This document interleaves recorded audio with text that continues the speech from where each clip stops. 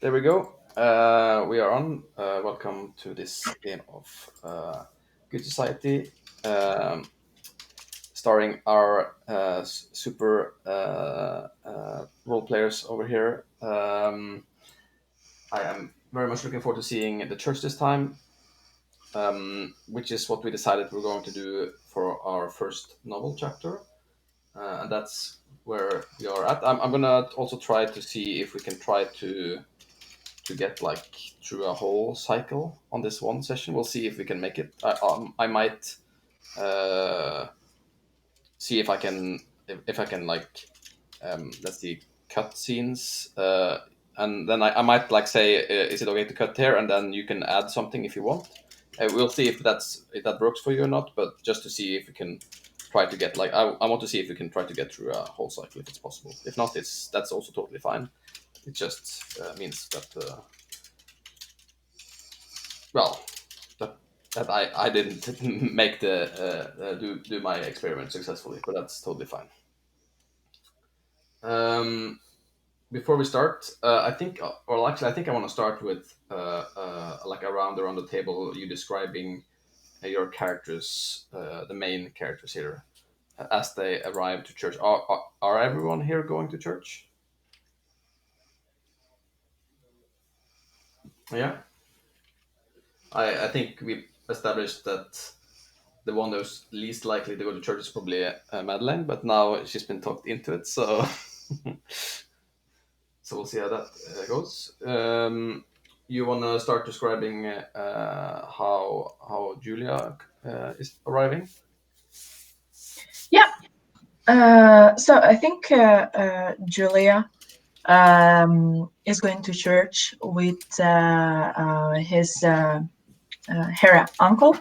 So Magnus, and so this is not sorry. It's very bad. Like the headphones don't work. Um, Yeah, so it would be with Magnus, and I think they are, like they are under each other arms, and um, they're just right now going up the little tiny stone stairs of the church, and they are probably all they all wear white. So I think Magnus has like a white suit, which has a blue flower pocket, in the pocket of the jacket. And Julia as well. She's wearing a really pompous white dress with a blue ribbon in at the level of the hips. Mm. Cool. So I think probably like you had some like discussions before. I imagine like building on what we established about Magnus last time.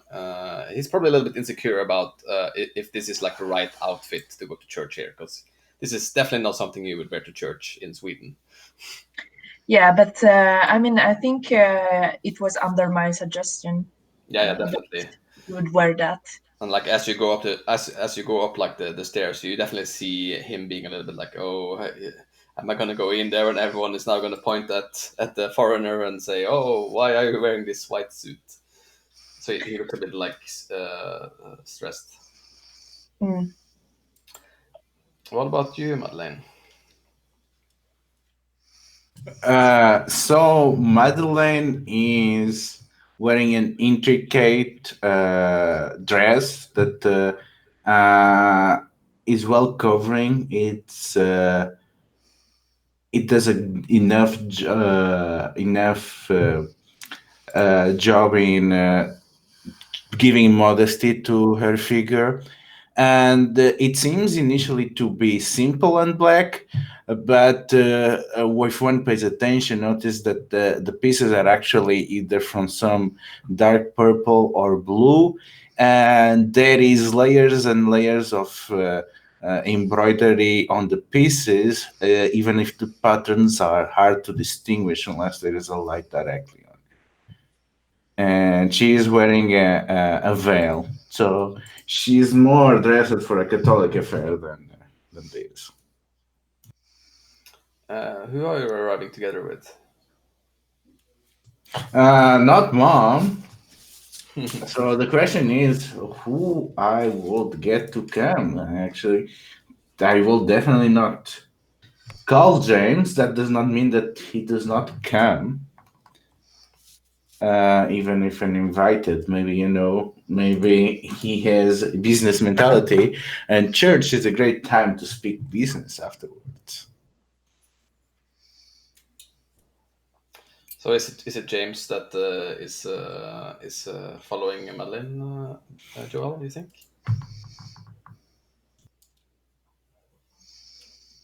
There is no sound. There we go. Yeah. Okay. We cool. Yeah, I think he's if Madeline didn't want to invite her mom, James definitely invited himself. And it's like, oh, here with the lady can't be by herself. I really have to go with her. Like, and it's exactly for those reasons. He's gonna try and chat people up about stonks after this. Cool. And what about Lancelot?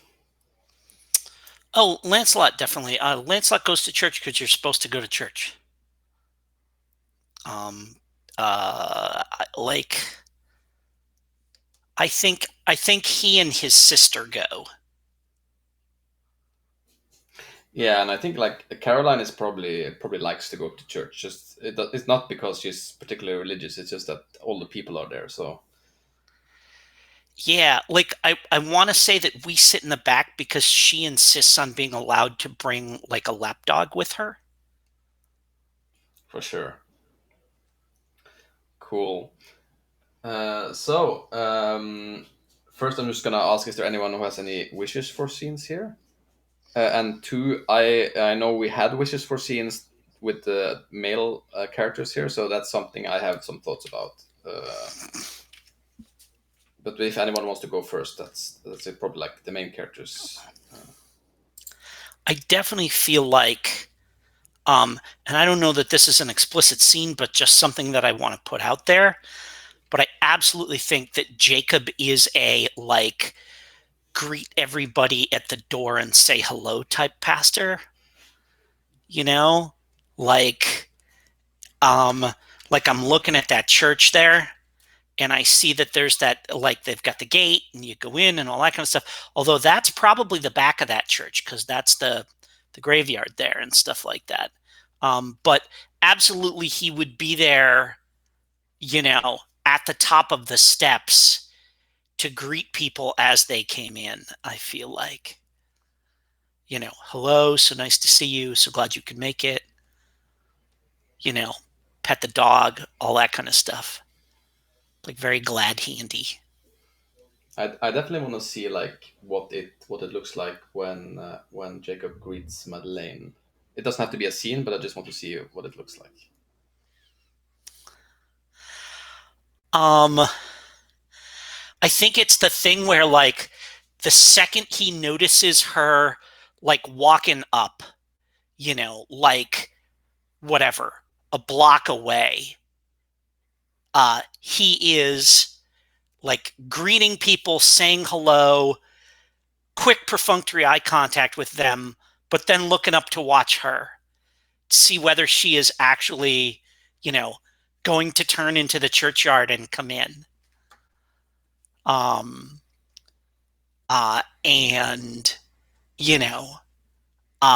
like very clearly paying attention to her as soon as she like walks in through the gate, doing my duty, saying hello to everybody and stuff like this. And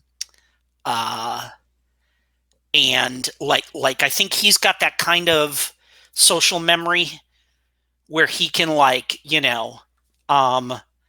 how is your uncle? How is his, how's the gout? Stuff like that. Like he remembers just like a pertinent detail about everybody as they come in. but has like a word for everybody to, you know, basically to make them think that they're special, regardless of whether he actually believes that or not.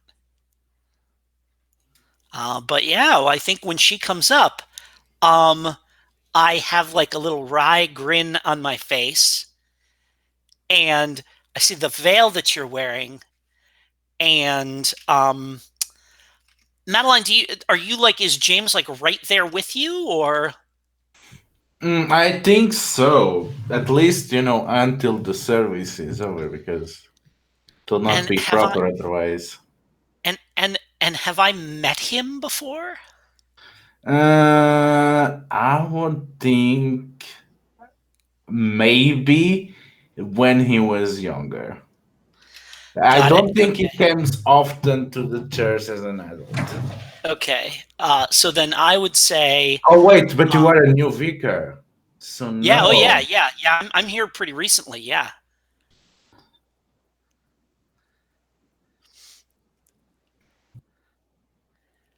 I think then I think this would be a Madeline. I'm so glad that you came, Mr. Toriana.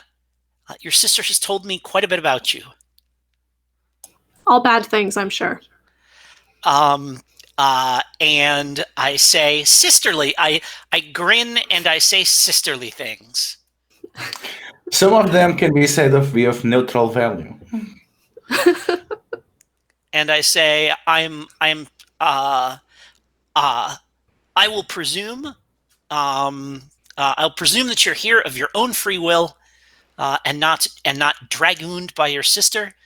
And I hope that you will find my service both enlightening and enriching. I'm sure. And he like shakes your hand. Yeah. All right. And I kind of like, I grin wryly at Madeline, and I say, there is not actually a funeral today. You may look. You may uncover your eyes. This the God that we are looking upon here is not quite so terrible that you need to avert your eyes. God may not be, but its creations can be quite hurtful, especially the sun at this time of the year, at this time of the morning. Well, when you come inside, I do hope that you will allow me the full disappointment of your reaction to my, I'm sure, wholly inadequate sermon. Huh. I'm sure you'll be able to see even through this veil. After all, you have the grace of God on your side. And I kind of nod like point taken, and I say, oh, I just kind of nod, point taken, and I, like indicate, you should go on in. Yeah, I think he kind of pulls on James, like pulls on Madeline's arm a little bit. Is like, come on, stop harassing the poor man. Get us run out of town. Cannot have that happen turn to greet again. the next person. Yeah. Cool. I think that's probably scene then. So first, does anyone have any wishes for their main characters? A scene they want to have?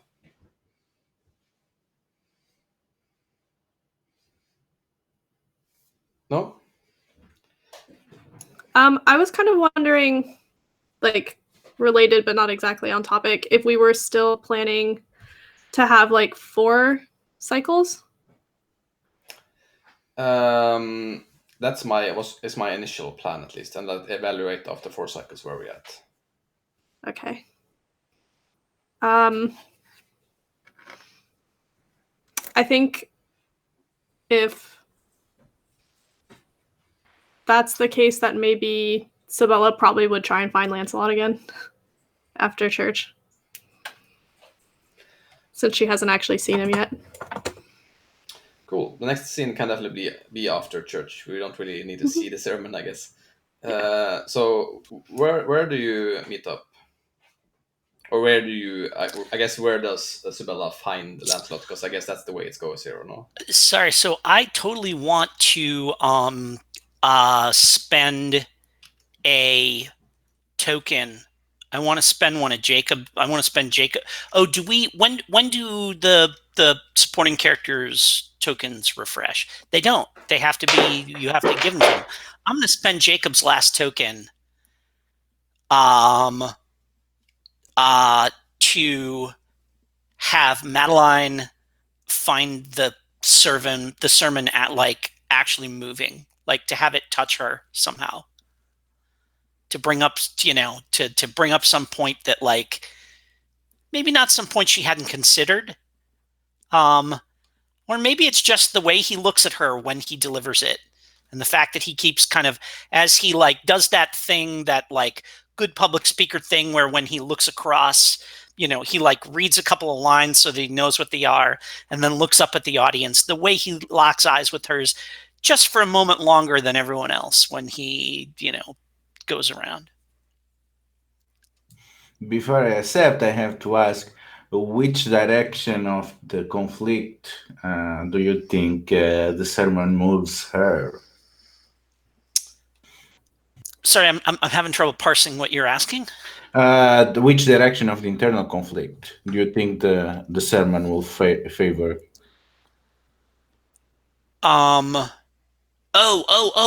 Your internal conflict.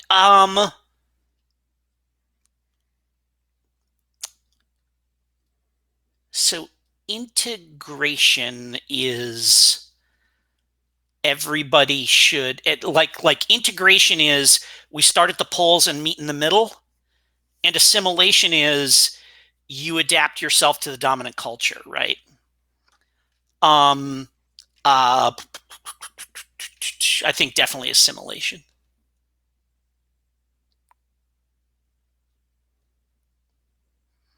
We're basing the sermon off Milton, right? Yeah. So it's like Church of England with like British literature. Like it's very. Oh yeah. It's very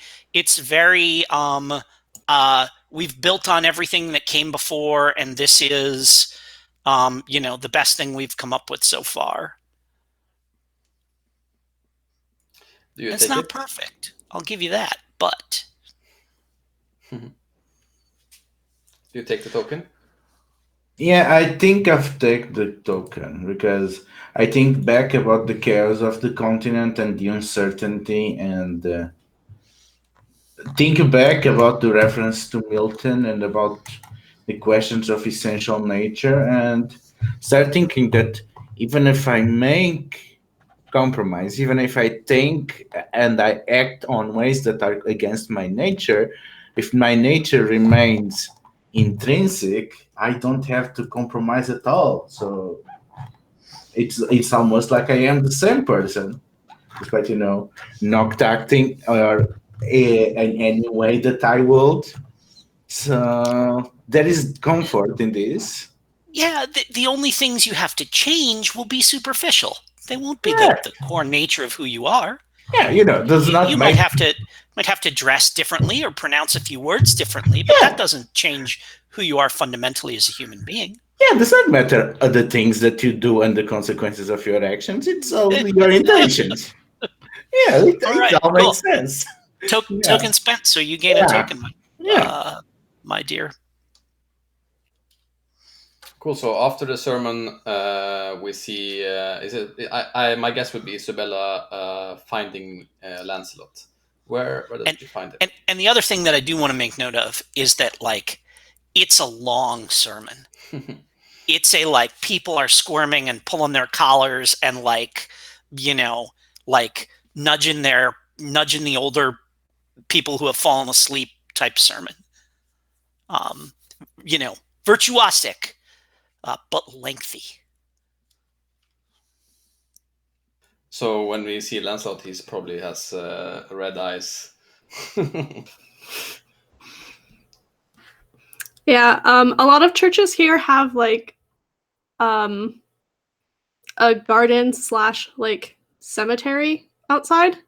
So it's probably out there. Like she tries to catch him when he's leaving, and she's like pulling her like hair cover off because it's like she's just been trapped in it for like an hour and a half.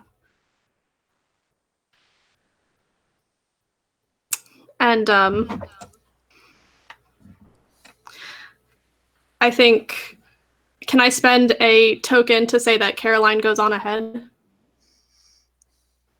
Like Lancelot is probably stopped outside for a cigar or something.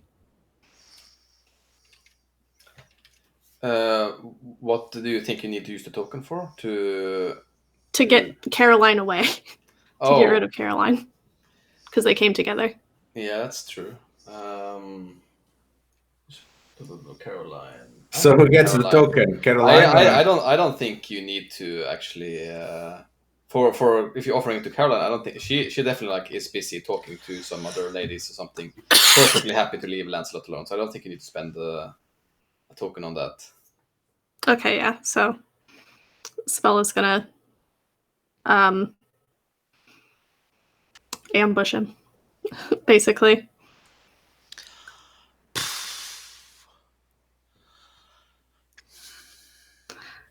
And I think she's actually here by herself. Her dad did not attend. So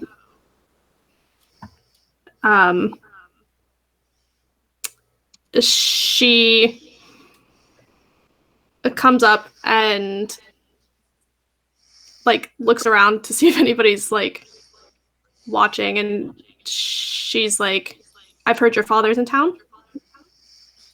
Oh, Ms. Carrington. And then I do the same look around, and I see that there's nobody else around, and then I kind of relax. I thought that sermon was never going to end. This is when I die, I cannot. There is absolutely no chance that I will be sent to purgatory because I just endured it. She's like fanning herself with her like crumpled up bonnet, trying to like get some air, and she's like, I know. I mean, I don't think that's how purgatory works, actually. But I understand. My understanding was that it was an interminable boredom between heaven and hell, where after a while you don't feel anything at all. Although I suppose my foot falling asleep. Can your foot fall asleep in purgatory? I think it has to, actually. Yes. I was hoping to see your father, to talk to him about yes. Oh yes. Yes. My father has arrived, and all of England should tremble. But hopefully he won't be here for very long. He has enlisted me in. You have to remain discreet about this. He has enlisted me in seeing to it that his presence is only announced to those he wishes it announced to. Well, my father isn't here because he hasn't been feeling well. Oh. It would be good if you perhaps would talk to both of our fathers about our mutual arrangement. Well, if your father's not feeling well, I don't want to burden him with what is sure to be momentous news to him without...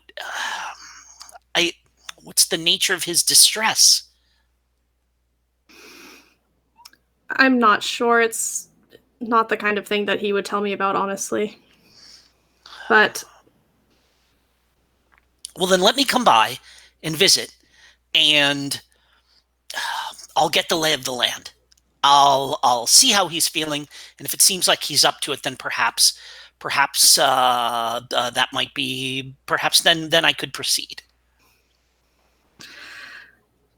I just feel it should be approached perhaps while your father is still in the country. I would prefer that any momentous news I deliver to my father arrive to him by post.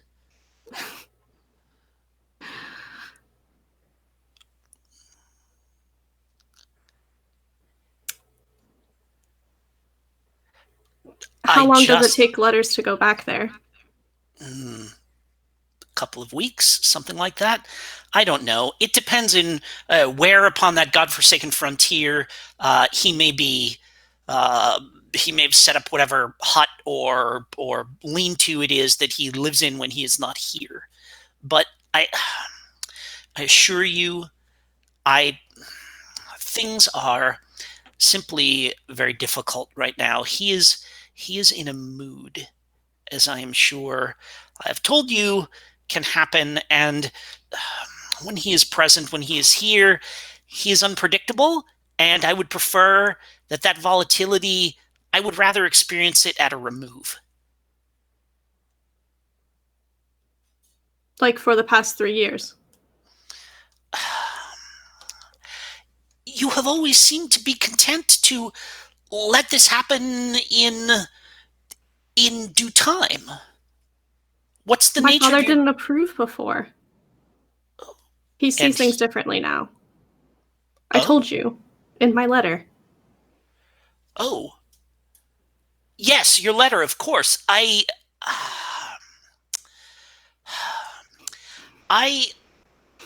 Again, it's my father that I am most concerned about. And, well, perhaps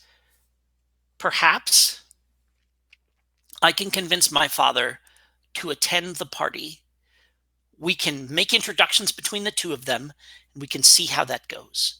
If we're going to join our families, it's necessary to know that they are amicable amongst themselves as well. I suppose you're right. I think it would go well. We have lovely hunting grounds. I think you're right. But let me come visit. I will assess the state of your father's health and his disposition, and if it seems like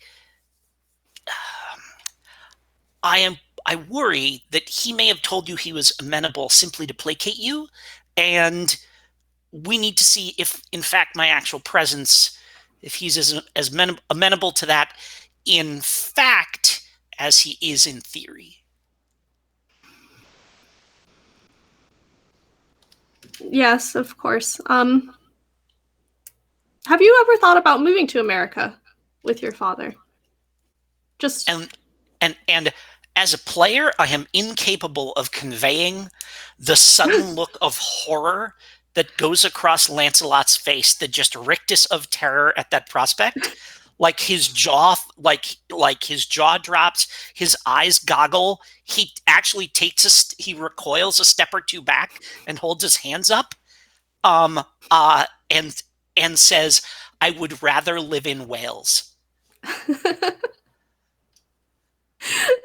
Fair enough. I was just wondering if we're talking about each other's land and everything. Trust me that you do not want any part of that wretched, barbarous, undiscovered country. I think at this moment probably Marion comes in and I guess saves you a little bit, Lancelot. Maybe not, and like, oh, Lancelot, I was hoping to see you here, and Sibella just gives you like a side nod. Will you walk me to the carriage, Lancelot? I will not. I'm sure you know the way. I'm having a discussion with Miss Carrington. And when it is when it is concluded, if you wish to tell me about the weather, I'd be more than happy to hear about it. And I think she is like, oh, her nose up and like turns around and like just strides towards the carriage, giving you a real look on the way, Isabella, as if you were to blame. She just waves. And like I look at her and I kind of lean in and like just give like a little eyebrow raise, like, can you believe that, that woman interrupting us like this? I honestly don't know where she gets it from.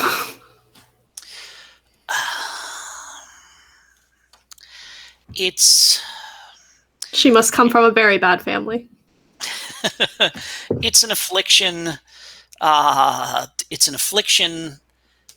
That far too many of the debutantes around here fall victim to, I fear. They, I don't know. I feel that I do not do anything to provoke it, and I kind of do like a what can I say? Look at me kind of gesture. Just so pretty. Cool. I feel like that's maybe a scene. Yeah, sure. Yeah. Awesome. Is there any of the other main characters who want the scene? Or do we want to see one of our... Yeah? Yeah, I would like to see a flashback scene just before Cybella and Lancelot meet. And I would actually... This is probably like an action that is worth spending a token. So I would like to spend a token on Lancelot and say that Lancelot was looking around if there was no one when Sibylla came to him, because he just wanted to make sure that Julia was gone, because they met. You're muted. Muted. I don't think you need to spend a token for that for Lancelot. Like, I mean, when Cybella came up and Lancelot was all, Ms. Carrington, and then like glanced around, I feel like that's totally, I mean, the person he was looking to make sure wasn't there was Julia. And also that's why he could just blow off what's her name? Marion, right? Yeah, because Julia wasn't there to see him be a jerk to her. Yeah, and also like I feel like we met. We were talking just before you were talking to Cybella, and I think I was just telling you some rumors about Cybella's family, and no, it was not about Cybella's family. About the fact that someone was trying to exploit your heritage and your money and your family name, and that I got these rumors from a good source. So are you trying to plant the seed that Cybella only likes me for my money? No, I just not Cybella, but like anyone, like it could be anyone. I don't know who it is. But but basically that there's someone who's got their eye on me because they want my family's money. Exactly. And essentially that I should be suspect of anybody who's expressing affection for me. Is that what you're trying to do? Are you trying to get me to be like paranoid? Yeah, totally. Yeah, you'll need to spend a token for that, to get Lancelot to not just say, hello, ladies. That's also a little time out there, because that was you're actually doing here seems to be using the token of the rumor, right? Because that's very much I think so, but I don't think there was a rumor about this Yes, specifically. wasn't it? Was it? No, I think this comes from a letter, Oh, not from a right. rumor. Yes. Cool. Okay, Yeah. then you have to use your own. But if it was, then you could have. Yeah. Okay. Yeah, because like in the last session, there was basically Madeline who gave me this shout out actually. Yeah, sold. So I'll take that token. yep. All right. What? What? You're saying that maybe they don't like me for me? I'm not I never saying maybe. thought. I never thought of that. I hadn't considered that. My whole world is turned upside down. He's just so likable. Lancelot, this is not about liking you, because believe me, this is a hard thing to do. It's just about dignity, and for the sake of our old friendship, I'm telling you this because this is the truth, and you should just watch out. And this is the last thing I will do for you.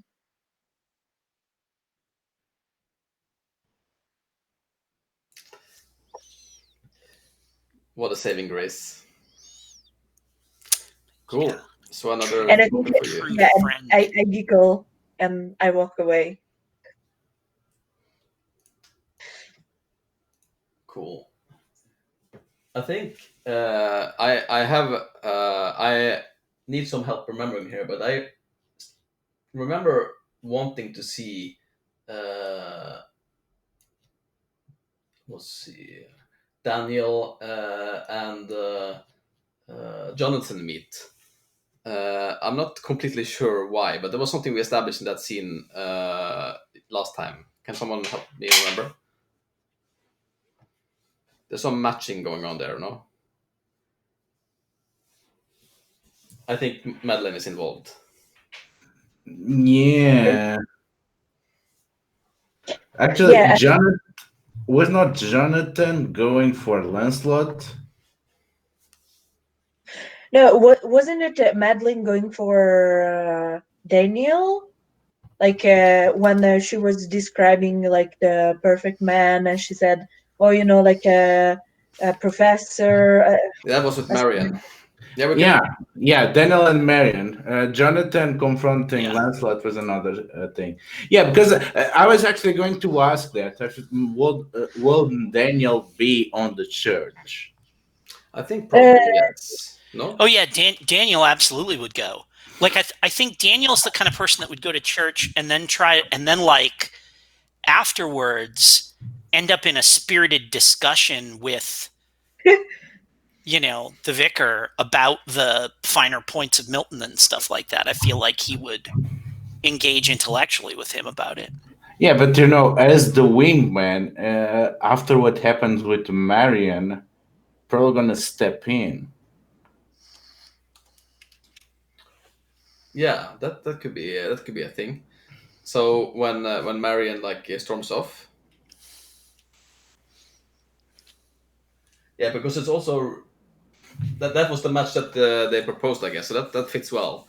Maybe Marion runs into Daniel like because he's like And I can see Madeline also being there. It's the three of them discussing after church.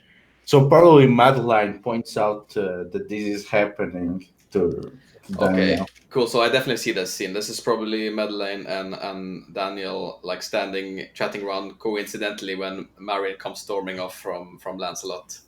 Totally by accident, of course.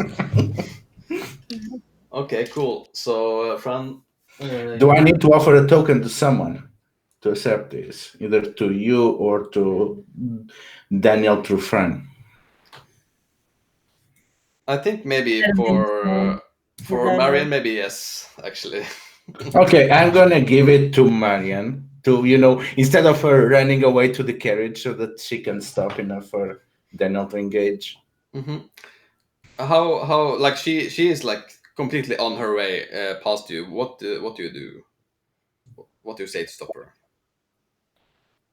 Uh, I start moving towards her.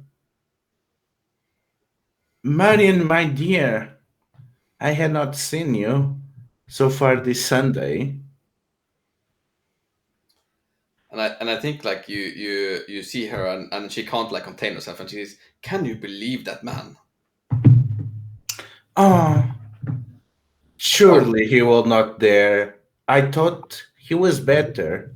I I have spent so much work in making him better. Is not that right, Daniel? I thought that he had improved. Daniel was also being so good in assisting with improving Lance's moods and temper. Yeah, but like Lancelot is a good friend, and I cherish our friendship. But sometimes he's just like uh, an a really old book, and I think he starts staring at the sky, and like this probably doesn't make any sense. This metaphor, it doesn't make any sense. But he's like, yeah, he is like an old book, and the two women, they're probably like nodding and thinking, yeah, he must be right. He has so much knowledge. Yeah, I don't know. I think Marion like gives Madeleine like what the hell is he talking about look. And Madeleine just, just winks behind the veil and is like, you know how men are. Just, just let him go on. It will make him happy.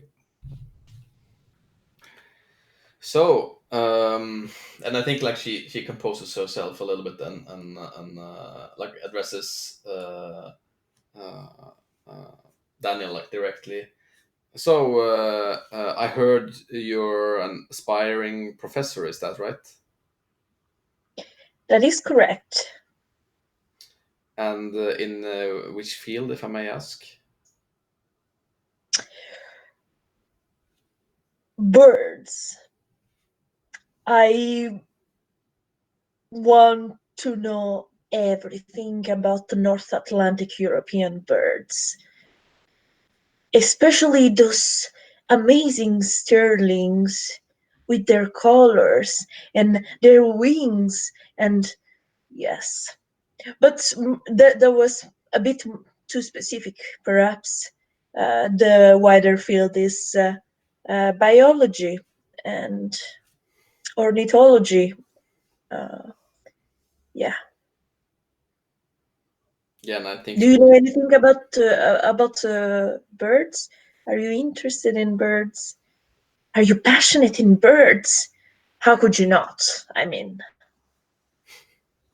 yeah, and I think uh, uh, she I think she like nods and says, I like birds. Maybe not as much as you, but my mother was actually an avid bird watcher, but I didn't take up the hobby. It's a bit too. I'm not patient enough. It, oh, patience is a virtue that can be learned in through the time. So you could perhaps come along and do some bird watching one of these mornings at the 6 o'clock, of course. I definitely think that you're gonna get a. I mean, you may try to offer a token here, but definitely not going to do that on her, like unless she's convinced. I think she gives you like a skeptical look. 6 o'clock.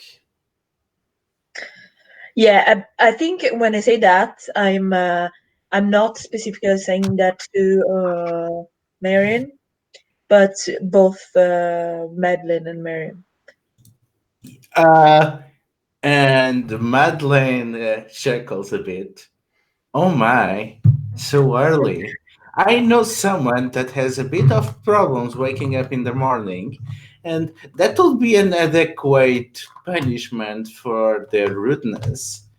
If we got them to go into our bird watching activities. What do you think, Daniel? Maybe we can both nudge Lancelot enough that he will be interested in joining us. That is a very good point, dear Madeline.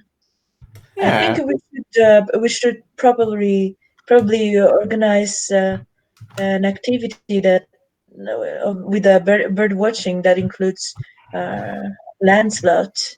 yeah. Uh, As you say very wisely, patience is a virtue that you can learn, and Lancelot could do some learning.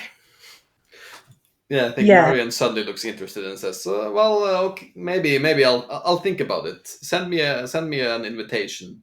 Um, and looks the, over at Lancelot and says, "And I will be foolish to decline." yeah. Okay, I will. I will. I think that's probably a scene then. Is there any other scene we want to have in the church? Then I think we're probably good to go on for the next phase. That's the reputation phase. So we assess major character behavior against reputation criteria. See, find Google Drive. Dum-dum. I'm having problems opening the family sheets. Okay, I'll I don't know why. It's opening the first page just fine. here. I'll look into it.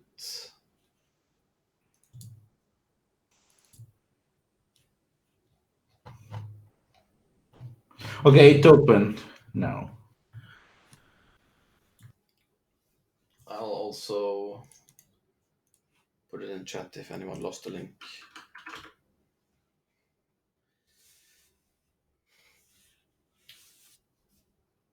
So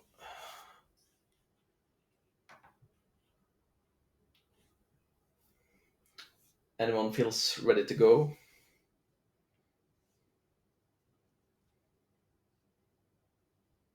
Yeah, I can go. Yeah. I don't think that's there's much going on, but I probably uh, would gain a positive tag for because I acted in obedience to society's conventions despite considerable hardship in doing so, in a way that I just put aside my pride and the fact that we're not friends anymore with Lancelot, and that we have this relationship of a love and a hate. And I told him that he should watch out because I kind of still care for him. So it could be like not probably not society's conventions, but would be a mashup of both acting in service of morality despite considerable hardship in doing so. So I would mesh up these two uh, things. And that's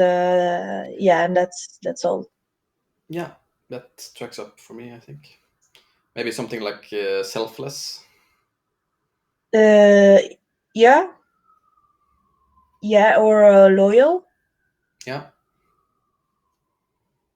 sure. Whichever loyal, you want. loyal friend or something. Mhm. Okay. And about the negative tags, I mean, perhaps the uh, the clothes, like the dress and stuff, they were maybe too much, but I don't think like I shamed or embarrassed the family name that much. And the other two, they didn't apply. So yes, that's all. Cool. So loyal. And Madeline? I think Madeleine also acted in service of duty or morality in a way that compromised your desires.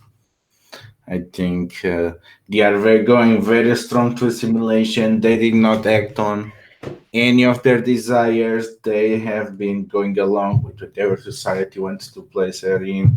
So she is very complacent on this round. Mm-hmm. And I think I'm going to pick Charming because, that she's not trying to rebel. She's actually pretty charming to talk about, right? No longer that she's not trying to push some agenda or acting all foreign. Mm. Yeah, I guess that's true. Horrible. Lancelot? So I gain a positive tag if I secured a personal invitation from someone of higher social status than myself, even if I browbeat them into it. So I have an invitation to visit with the Carringtons to call on Mr. Carrington to ascertain his disposition and what kind of health he's in. So I feel like that counts as having secured a personal invitation. Yeah. So that's a positive tag.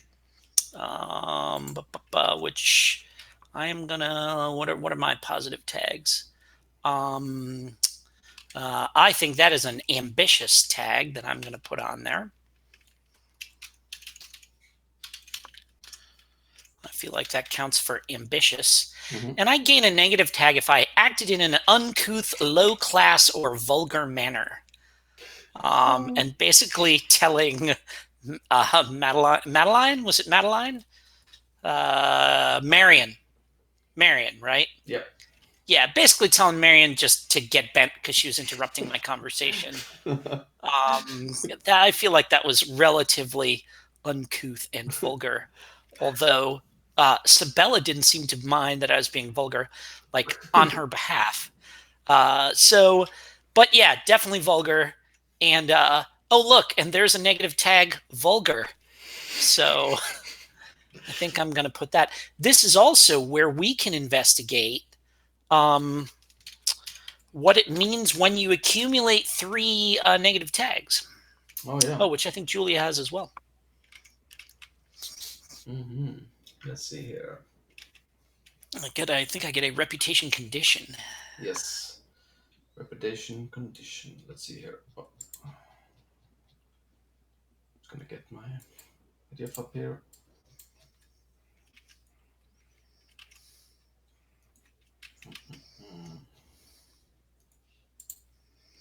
Yes, so if any character has at least 3 positive or 3 negative reputation tags and does not already have an active reputation condition of that type, they choose one of the 2 conditions on their character role sheet to activate.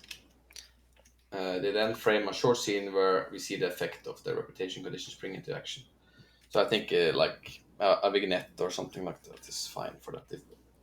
Okay, so let me. So then I will need to look at my sheet to see what my options are. Yeah, we can get around to you. Okay, cool. After we assessed Sibella's reputation. Okay. I kind of think Sabella might get a positive and a negative tag here. Mm-hmm. So for the positive, acted in service of duty or morality in a way that compromised your desires, or I guess more acted in obedience to society's conventions despite considerable hardship in doing so, or like denied your desires or made a sacrifice to uphold the family name. I think Sabella's like motivation for starting to like get aggressive with Lancelot is that her dad is sick. and like she's like, if anything morbid happens, he needs to see me married before that. So I think it's kind of like that social convention was kind of what's like driving her. But then on the negative side, for acting in contravention of society's conventions, she was pretty aggressive with Lancelot there. So Coming on our I think own it's like church, seeking kind out of Lancelot. yeah. Yeah, cool. What tags do you think? I think for the positive tag, maybe like dedicated or something like that. Since she's kind of just going after the same thing. And then for the negative, I think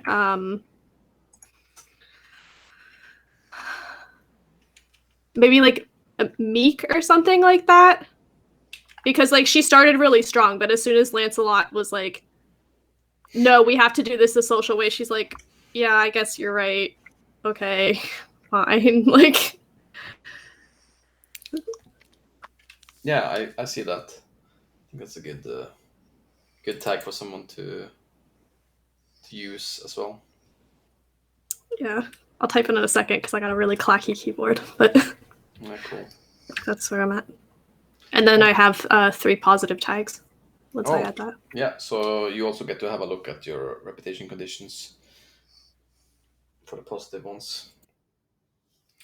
Fran, had you also amassed a total of 3 negative conditions? Did you have a look at the conditions? Which one? And 3 positive. So Fran actually runs 2 sins. Mm-hmm. Yeah. I chose the positive reputation condition, but I'm a bit in doubt with the negative because they're actually quite bad, both of them. Well, should I say them now? Yeah, sure. Yeah, okay. So the positive one is acts of daring. So it says when you urge an intoxicated connection to do something reckless, embarrassing, or unusual, they will either do so or reveal to you the truth of why they want. So of course, I mean, uh, I have many intoxicated connections probably, but I have one in particular that I really looking forward to develop this condition with. And about the negative condition, so one, it's either like broke, so I don't have access to the source of my money, or a fracture. So someone close to me is appalled by my behavior and refuses to talk to me. And I don't yeah. see how it could be your friend Anna. I mean, you haven't even come visit after you completely embarrassed her at the party, so. Yeah. Okay. And then you came to church with your uncle instead of her, like you always do. That is very true. So yes, so I will get the fracture. Cool. Yeah. So we do later the scenes, or Sure. Let's. I don't have I think let's I'll give you some time to think about it, and we'll go to Lancelot to say which reputation conditions you have, and we can like just have some vignettes before we transition to the next phase. Yeah. Which one did you choose, Lancelot? You muted. I chose silence. I chose revenge. A connection turns against you and spreads rumors and malice behind your back.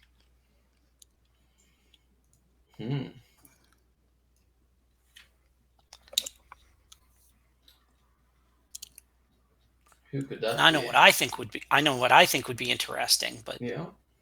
Go ahead, suggest. that's just my father just shit talking me around to everybody about what a terrible son I am and how he doesn't trust me to take over the company, and like just like the kind of stuff that like a proper society scion would never like go around town like like you know trash talking their own children, but that my dad is just like so uncouth that he's perfectly happy to like based on to speculate on why I'm not married and what a louse I am and all this kind of stuff.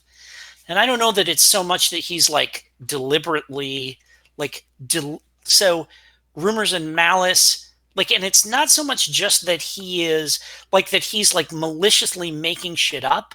He's just like totally ignorant of what's going on here, and just whatever theories he has, he's just spinning out and just blathering to anybody that will listen So about what a schmuck I am. where is he in this vignette where we see this happening?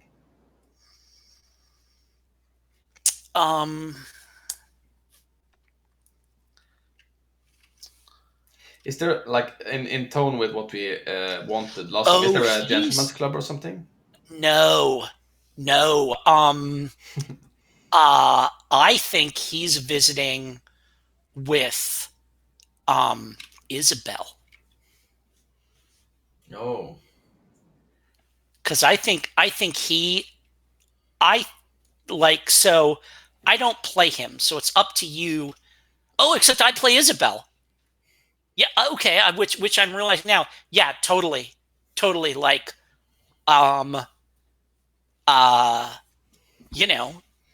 think Isabel isn't above entertaining him with all his money. Even if she has no intention of doing anything, of going anywhere, doing anything with him, he'll come over and spend lavishly just because he can. He'll bring by like, bottles of champagne that she wouldn't even look at in the shop and stuff like that. Cool. Yeah, I like that. I think that's definitely something he would do. He just like needs someone to listen to him blabber on, and doesn't realize that Isabel is someone who you can't say things like that to, because then everyone will know. Oh, and like if I'm playing Isabel, I am just egging him on. Oh, that's terrible. Tell me more. This must be so difficult for you. Oh, they're so ungrateful, aren't they? And you know what he asked first thing I asked when I came home? If I got married. Look at him, not even married himself. I heard he was engaged, but apparently that was just rumors. God damn it. Knowing him, he's probably he probably has secret engagements all over town. Yeah. Exactly. Awesome. Cool. Meanwhile, Isabella furiously taking notes under the table. Yeah. You have an idea for a vignette for one of your conditions, Julia?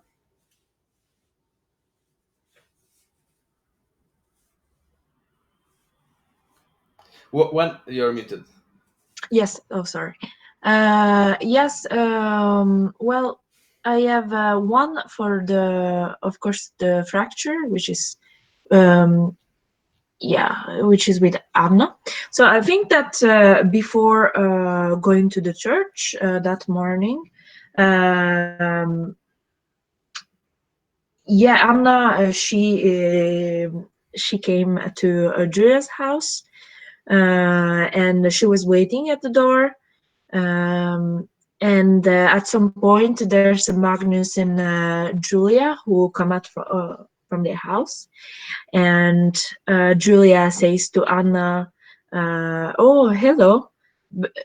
But she knew that Anna was there because they would go to church together, like every Sunday. And Julia completely, just says, "Hello, good morning, Anna," and then she just continues walking away with Magnus. And Anna, I think Anna, she's speechless, and she looks like a person that can't take shit anymore. And Oh that's yeah, she does. And like the next time you're like you probably have like times during the week where you usually meet. Maybe there's some like thing every Friday, or whatever, where you and Anna and Abigail meet, and Anna definitely doesn't show up. okay. Yeah. Cool. What about the positive one? The positive one is so acts of daring. Do I have to do it now? You don't have to. If you want to wait with it, that's fine. Yeah, I want to wait. Sure. Cool. Then we are in going over to rumors and scandal. Yeah. I got a reputation Yes, condition. you did too. Yes, I did look at your sheet and there was no crossed out. Did I remember that? That's correct. I don't know how to do it. You just crossed the thing. That's fine. I Okay. forgot, so it's my bad. Go That's ahead. okay.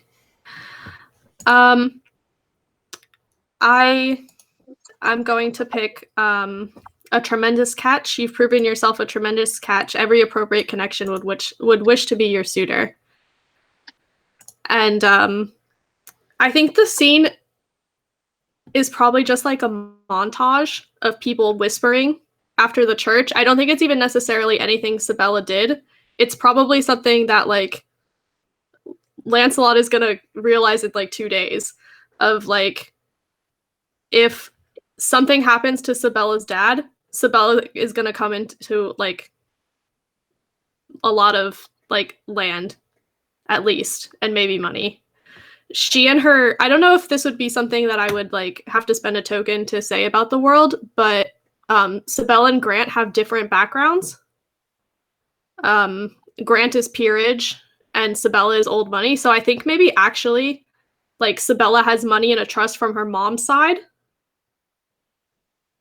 And like that's why they have different backgrounds. So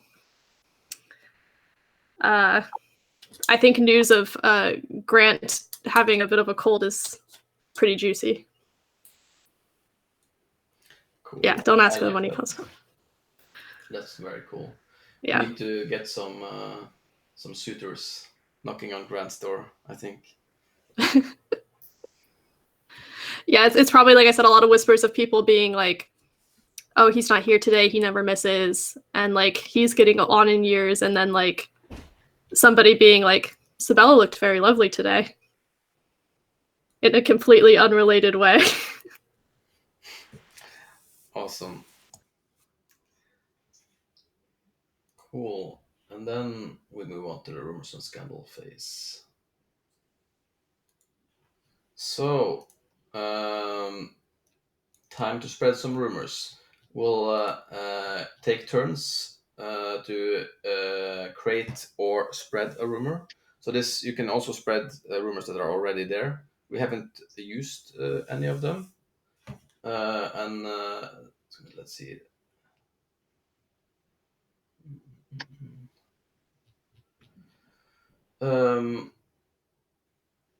Does anyone want to go first with creating or spreading a rumor? So do we do the fading and spread? Does that happen before, or do we do that after? It's a good question. I was just about to push that ahead of me with distracting you with coming up with rumors. Okay. It does say here you start with create and spread rumors, and then fade out rumors that have not been spread. Got it. Okay. So you get another chance to spread them before they fade. Okay. You wanna start, Fran, spreading or creating a rumor? Yeah. So it would be definitely that someone is plotting behind the Lancelot's back.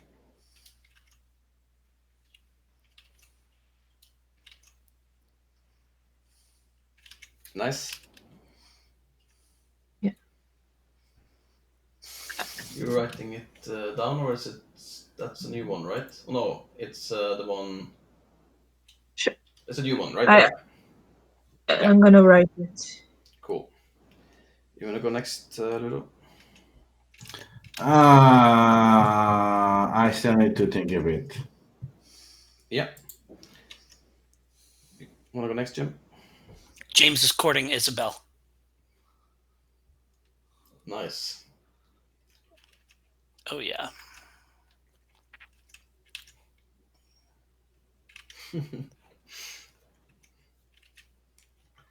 Cool. And Joel? I'm going to spread the rumor about Grant's poor health.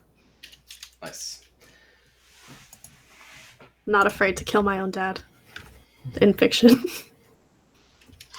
Let's see, and let's see if I can come up with something.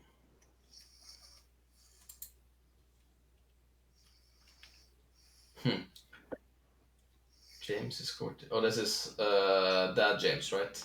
Yeah. Mm-hmm. James Wilburn. I liked it. I think I'm gonna spread that. You ready, Ludo? Yeah, I think.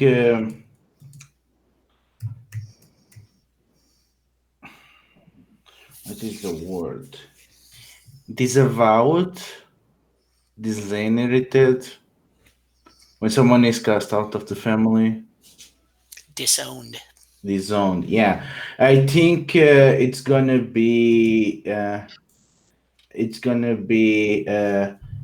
James Wilbram is disowning Lancelot.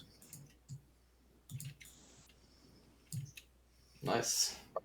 You also get to go next with turning around. Uh, and I'm gonna add that Jonathan did something horrible during the war. This is why he does not want to talk about it. Nice. Then it's me again.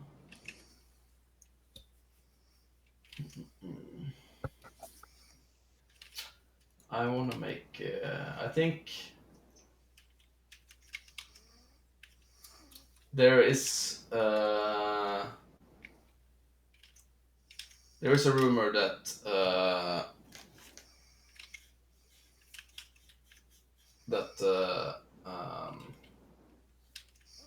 that Jonathan and Magnus have been seen at the bar at like the local workers' bar drinking.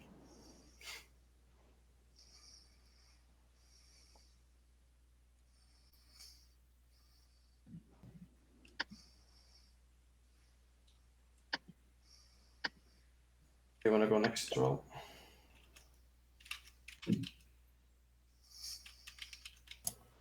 Yes. I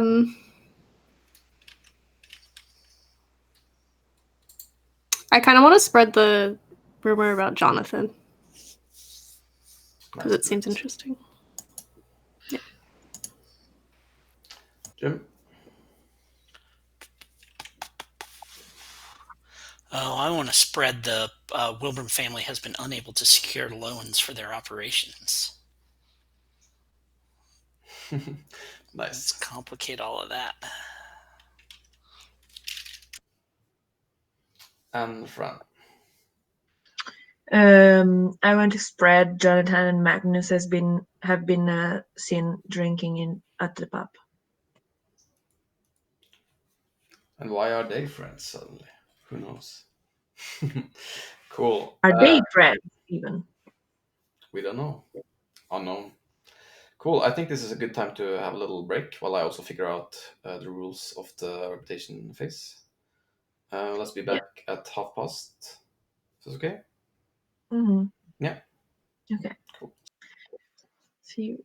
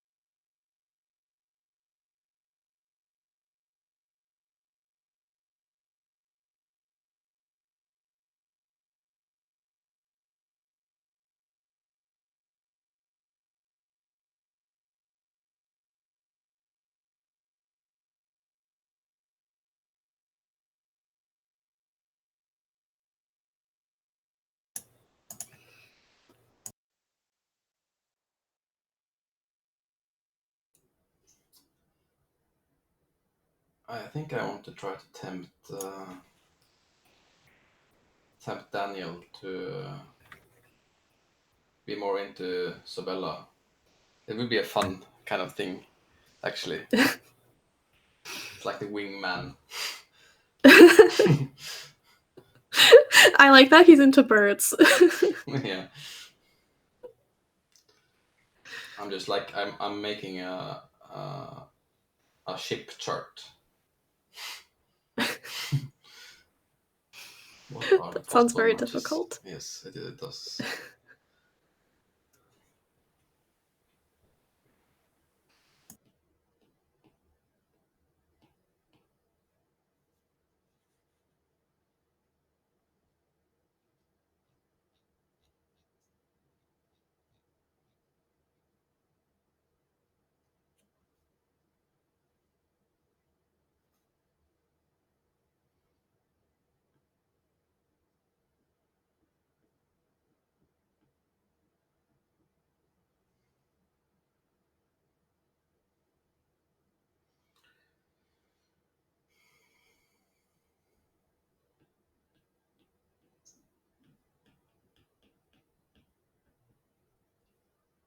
Oh, what a cute though.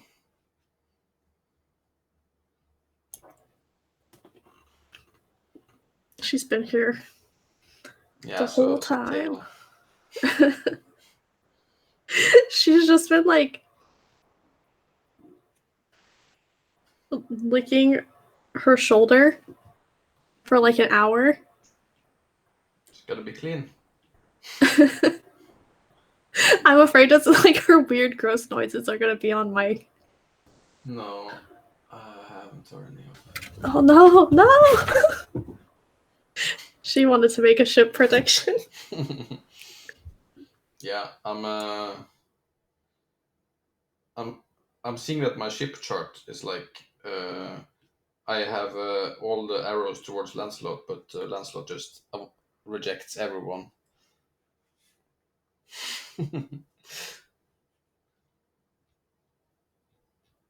Cool. So I have figured out the things. So I put fading on those we didn't spread. Next time they will be cross off if they are not spread again. All these, the ones that are spread, are tokens for your taking here. I'm sensing a bit of inflation of tokens in the economy. I guess here. So we'll see if I can't we can't get rid of some of those. I actually have immediately a token that I want to tempt someone with, and that is Daniel. I think I want to try to I want to give you a token for maybe being a bit interested in these new rumors about Sabella's eligibility. What do you say, Daniel?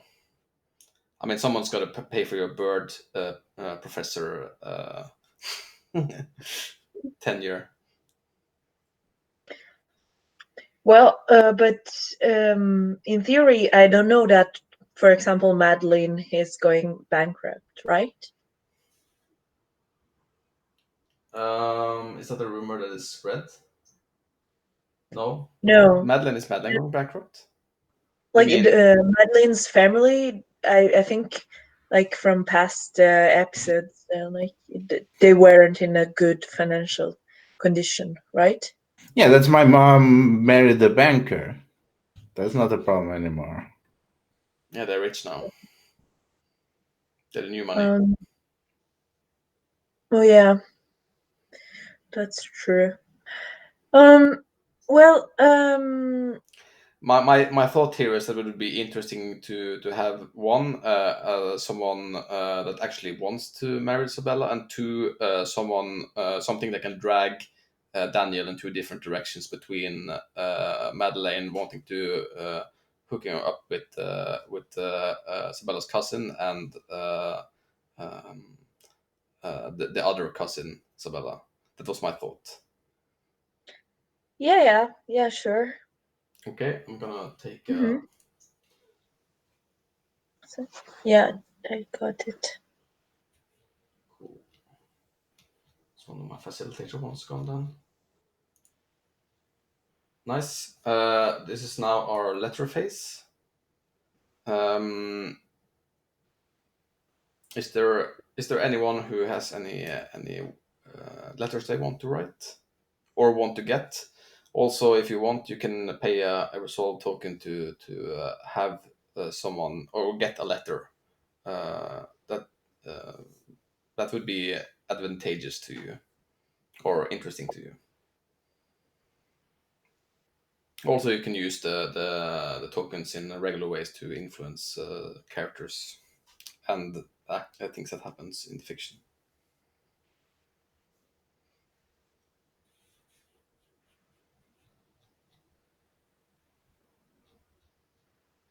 Yeah, I'm gonna spend a token to have Lancelot receive a letter from Jacob. Yeah. Thanking him for attending and mentioning his desire basically to like renovate the interior of the church. And citing what an honor it would be to put a plaque with his family's name and reserve a spot for them at the in the whatever, like the pew in the front once the renovations are done. Nice. I like that. I'm sure Lancelot is very intrigued by this proposition. Oh yeah. Cool. So that's I knock that off. Does that then go to Jacob, or is it just gone? It is. I mean, I think normally it would be gone, but in this instance, Cool. You're asking for my. Yeah, I think. Yeah. Yeah. Cool. Anyone else? I guess we can go around the table as well to make it a bit easier. You have any thoughts on letters, Joel?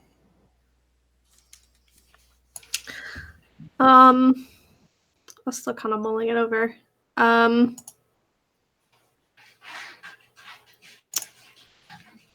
my cat is very noisy. I think I would like to write a letter from James to Jacob.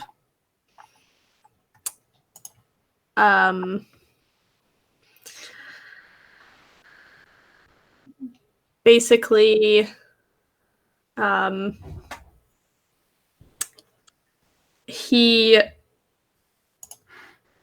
his thing is that he thinks that Madeline is like being silly, right?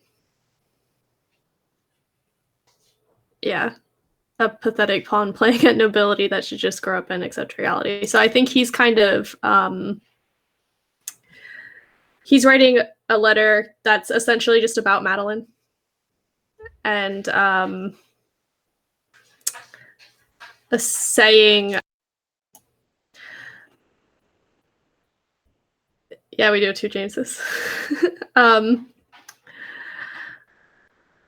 I noticed both the rapport between you and my sister at service earlier, as well as all of the books with your name in the front cover strewn about my house. It is good to see Madeline so interested in the Lord, amongst other things. I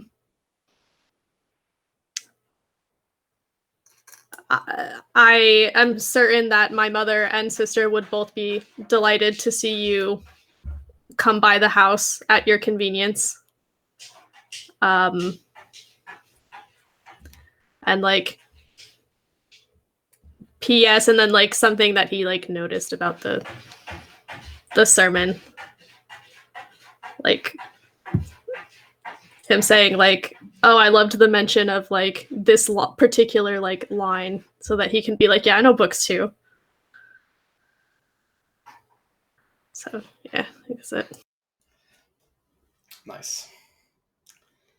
I think also I have a letter actually. I think it's from Magnus to Madeleine. Dear Miss Toriana, my I have heard your name come up in many conversations, and it has occurred to me that we might have much in common. I am, as you might know, a newly arrived to the estate of the Jansons, trying to find my footing, and I find to be maybe uncourteously honest, this existence a little bit confusing. Um, well, let's be frank. I find you to be an interesting character, and I think it would be a mutual beneficial for us to be introduced. Maybe we could take a walk one of these days. Of course, if you want a chaperone, I won't deny you, but I also I know a route in the along the beach where I haven't seen any of the nobles go, because it tends to make my shoes dirty, and thus they don't go there.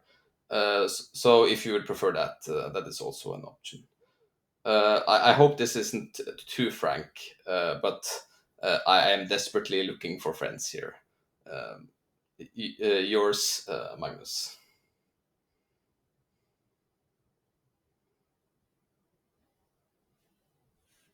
We want the answer. We want the answer.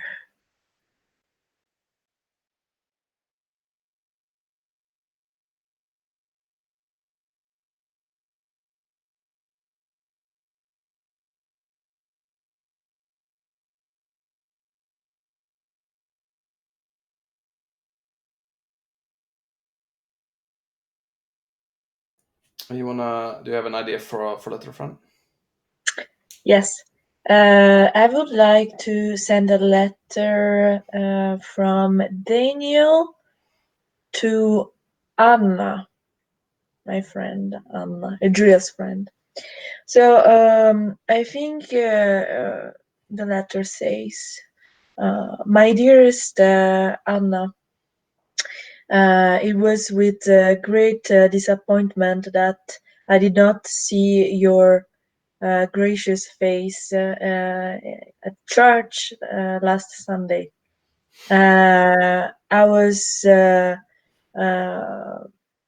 of course, I was listening attentive with attention to the sermon of the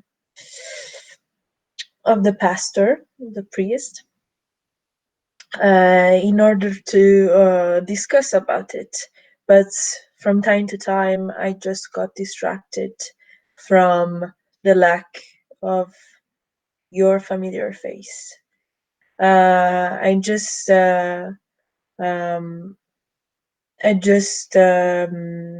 wanted to know if everything is okay, and I also wanted to let you know that there might be a possibility for my studies to be funded finally from someone that I need to probably charm with my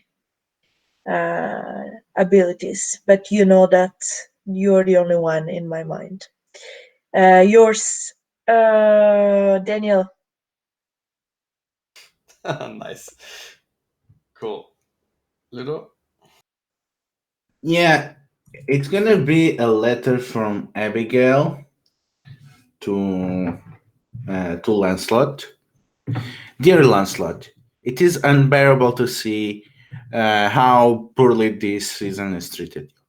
This is extremely unfair and could not happen to a better person. You have always been a good friend to me, and you are probably one of the people that have been to be the best in accepting me in high society. In this moment of social despair, in which so many friends reveal themselves false, I want to reassure you that you can always count on me, your friend and supporter, Abigail. Nice.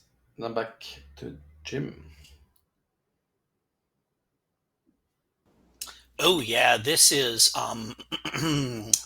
Jacob responding to the letter he received from James. Also, so two things. I just went in and all of our characters that didn't have last names, I just gave them Regency last names. I looked up on a Regency name generator. If anybody objects to that because your character, give them a different name. That's totally fine. But I just thought it would help to have so that when we refer to Mr. or Ms. or Mrs. whatever, we have those names there. The other thing is, I feel like my dad totally would insist that everyone calls him Jim, even though his name is James. Like, I feel like that's like a total, like in America, everyone calls him Jim. And so, yeah. So I feel like if we can do that to tell the two Jameses apart, I feel like that is a fine way to go about that. Yes, Jacob Allen responds to the letter from James Toriana. Mr. Toriana, it was with great delight that I received your invitation to dinner at the Toriana household. I gratefully accept. I look forward to enlightening conversation with you, your mother, and your sister. If you will indulge me, as you know, I am relatively new to the community, and in addition to maintaining its spiritual well-being, I find myself with stewardship of a house that I wish were more appropriate uh, to the grandeur of the God that we all gather in to worship. And as such, I am seeking funds with which to renovate the church. It would be with great pleasure that I would be extremely amenable. Let me see, how would he phrase this? You know what? He would phrase it in exactly the same way he said it to Lancelot. Literally the same verbiage about how wonderful it would be to put a plaque with your family's name on it at the front of the church and reserve that spot for you. Were you to see fit to help me within doing, the work of God here in our little community. And like basically like exactly the same pitch that he made to Lancelot, he makes to James. In closing, I look forward to our dinner. And in discussing further your extremely erudite and perceptive noticing of what I had hoped would be an enlightening use of that particular passage from Milton. Yours, Jacob Allen. Jacob Allen, and then whatever the, Pastor Jacob Allen, whatever title he would use. Nice. Joel, you have another one, or are you good? I don't think I'm gonna write another one, but I would like to offer a token for Marion to write a letter to Anna to be like, oh, loose friend, snatch. See what secrets I can wring out of her. Just for Marion to just continue being awful. Sure. I like that. I think we can make a nice little drama there, probably. I think okay, sure. I think there's a letter going um, from Marion to Anna. Was that it you wanted? Yeah. Um, Dear Anna, I couldn't help but notice that you didn't attend church this Sunday, and I just wanted to ask if you're feeling all right. Maybe you were under the weather. I just wanted to see if there's anything I could offer as to make you feel better. It would be I would be very sorry if I didn't see you at the church anymore. And God knows that the words of the new minister is boring enough if you don't have good company. Um, I would. If you feel better, I would love to invite you to our manor. Maybe even if you wanted, we could go to our beach house in I don't know, Ipswich. Don't know if that's even beach house. We'll see. Cool. And I think I think it's like the signature ends with like something. Um, uh, in summary, I just Beach house, probably not. No. Lake house, maybe. Maybe. I think it summarizes just like to summarize. I just wanted to let you know that even though you might have had some issues with the loyalty of your friends, that my friendship is still here if you want it. Truly yours, Marion.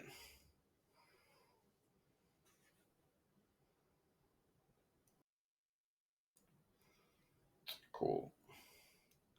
I don't think I have another letter to write.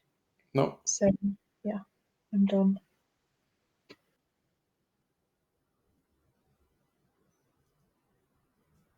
You have one, Madeleine?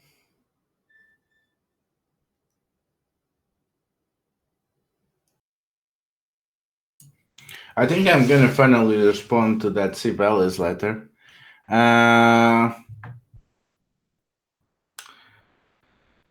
Sibella, you have no idea how your letter warmed my heart.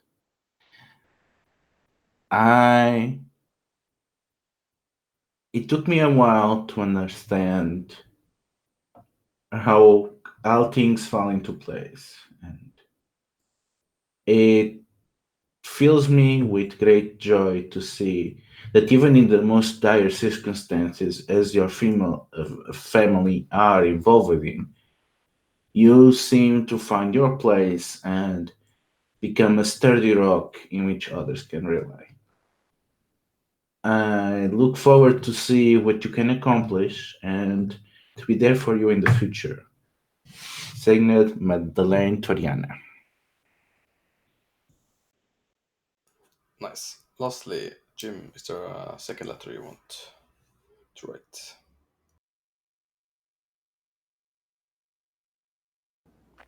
Didn't I do two?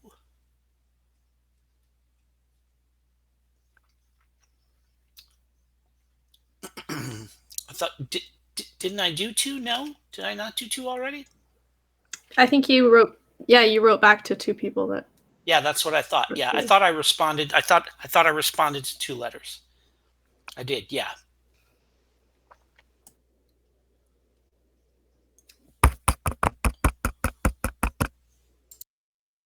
I was just saying I was muted. No. So we're ready to go to the next novel chapter. Do you have any thoughts on? Is there a visitation chapter again here, or do we go right to an event? It feels maybe like a visitation chapter to me. Yeah, I would like a visitation chapter. Yeah. Sure. Um, is there anyone who's? There's some obvious ones here, I guess, like Lancelot going to the estate of the Carringtons. Maybe we should start out with that one. Stately Carrington Manor. Mm-hmm. Cool. Also gets the first time we get to see, I guess. I think this is like the first feature of like the Carrington manor proper in this TV series. Like Yeah, and also and there's also Jacob visiting the Torianas. Jacob traveling around. Cool. So Yeah, and Jonathan and the Lancelot, but I don't know if it's gonna be this scene or maybe it's better to be another visitation. we'll see. So we wanna which I think is it okay to start out with Lancelot going to the Carringtons then probably? That might set the tone. I feel like been waiting for a little bit. So I imagine like we see probably where you meet is. So how sick is Grant? You think is he in bed?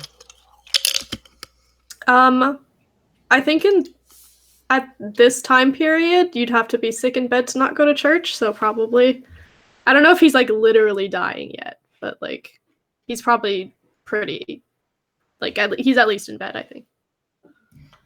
So to set the scene here, is Sibella here too, Lancelot, or would you want to see him alone?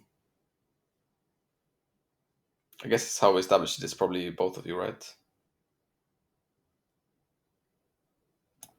I think it could be either because Sibella, I think we exchanged tokens last time for Sibella to be out with Magnus. Oh yeah, that's true. So I think it could be either. And I don't know if she would be like even in the room for any of this because she's like property. So I think it could be either way. What do you think, Jim?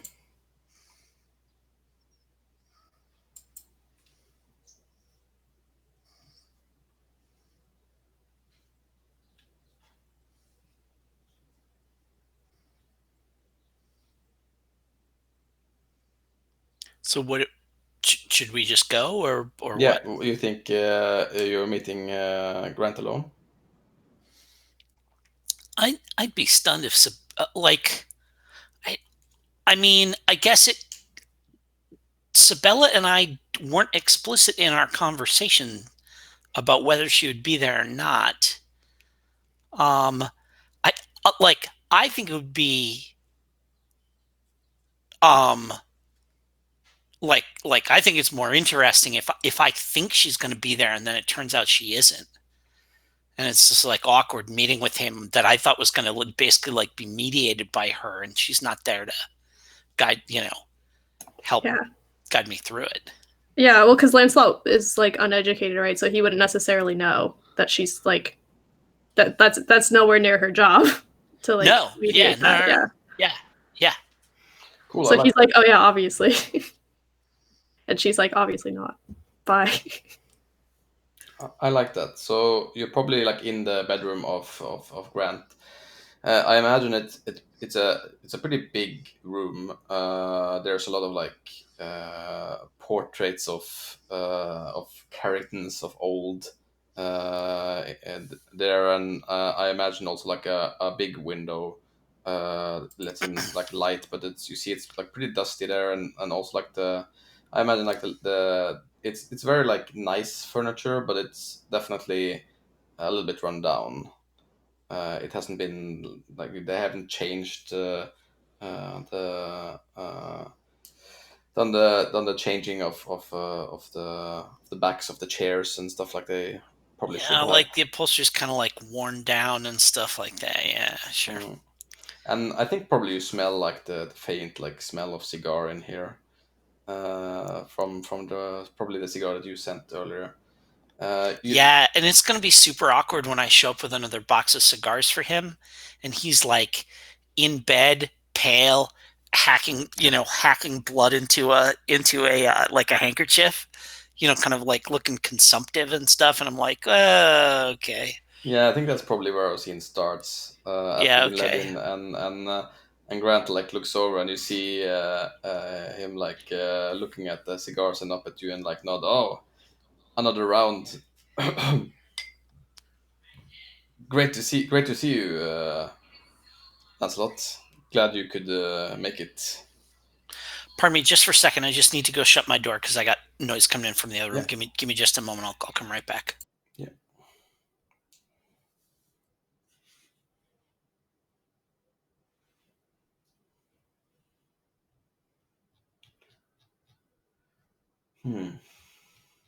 Grant.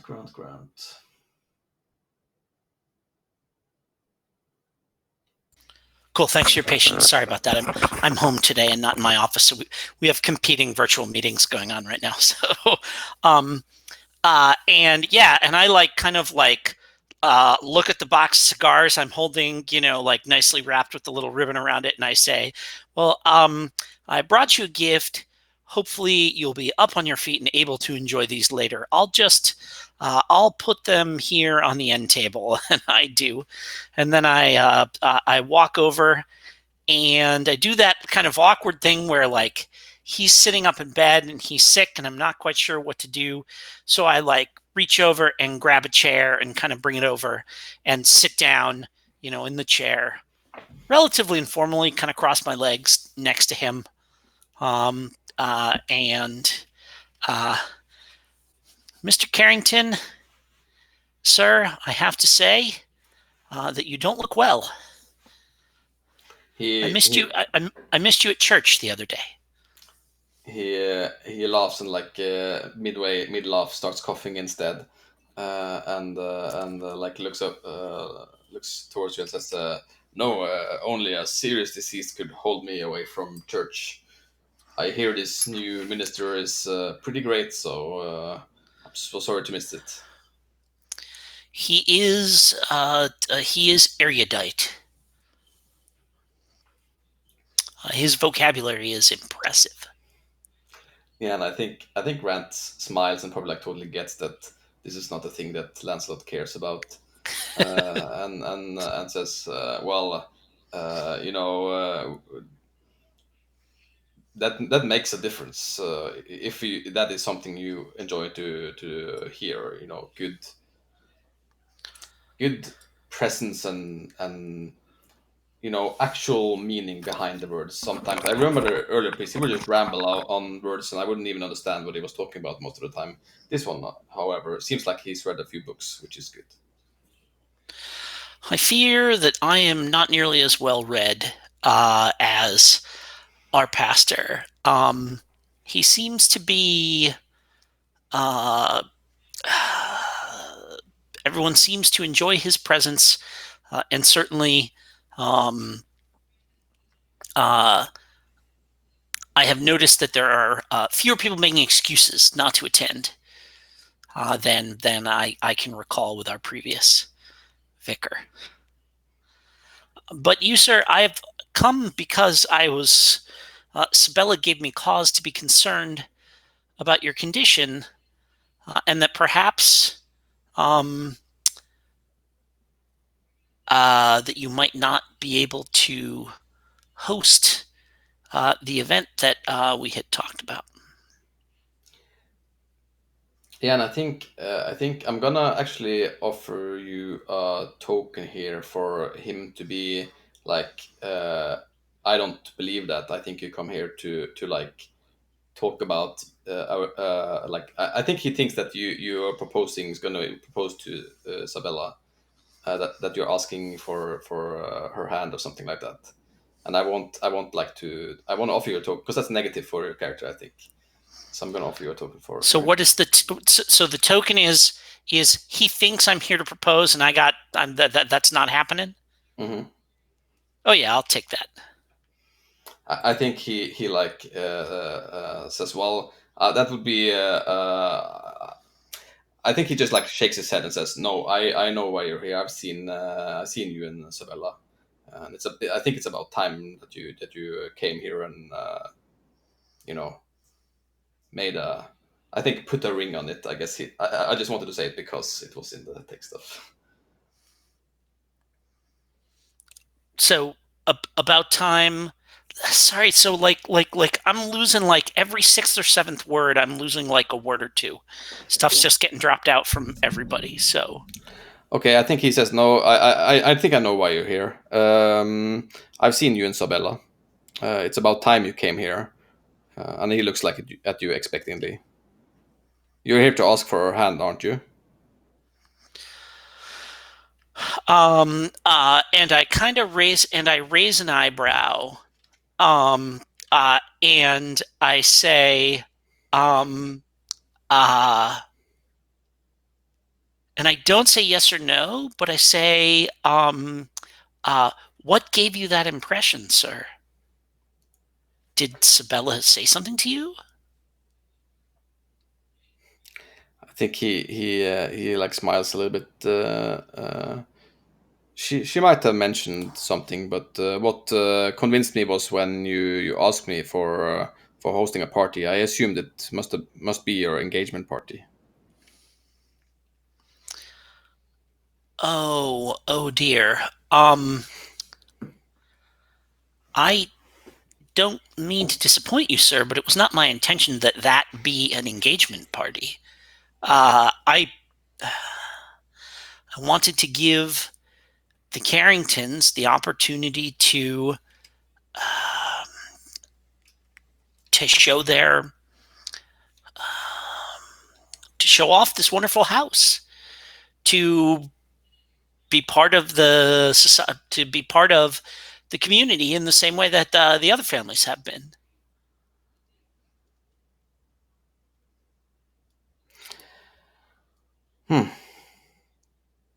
Well,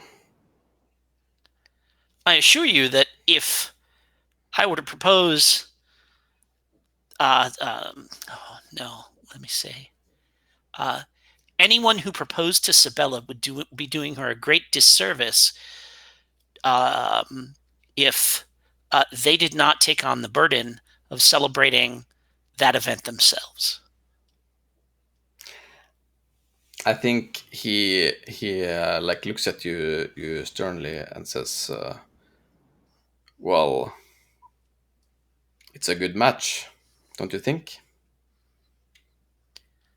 Yeah, I didn't hear any of what you just said. Like it just completely, like your mouth moved, but I got no sound. It's a good match, don't you think? And I kind of cocked my head like I hadn't thought of it. And I say, I could certainly think of worse matches. Well, as you might see, I am in a situation where a match now would be very beneficial to my family. And he coughs a little bit.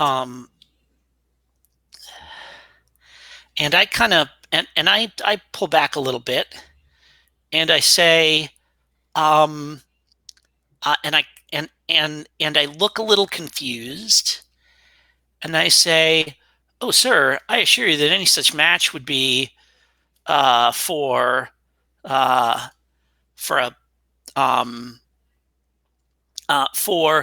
for a family as recently risen up in the community as mine.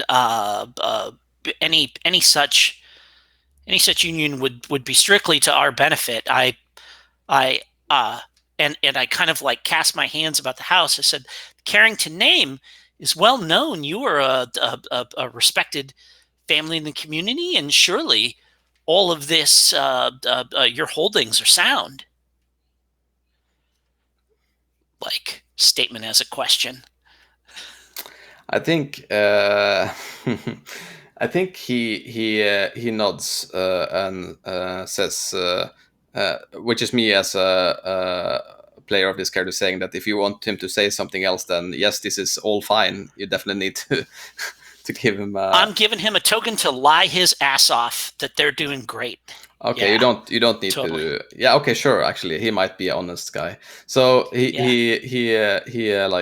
no problem. It's all good. Yeah. yes, that's exactly why it would be a great match. I think your house has, uh, although not the name, definitely the tenacity to build something.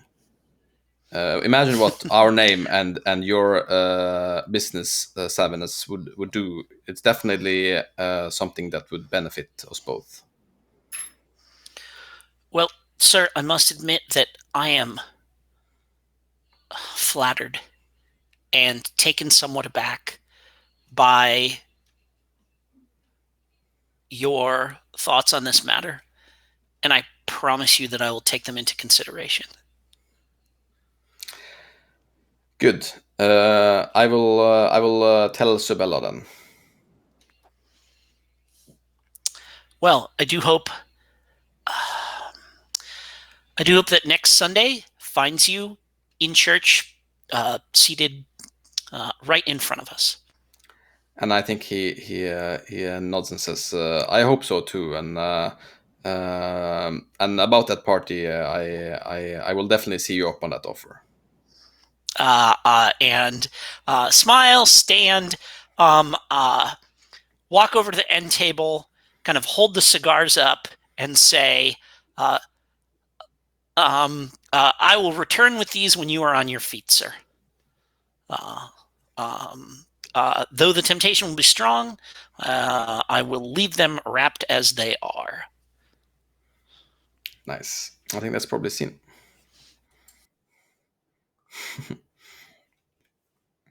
Cool. Who wants to go next with their recitation?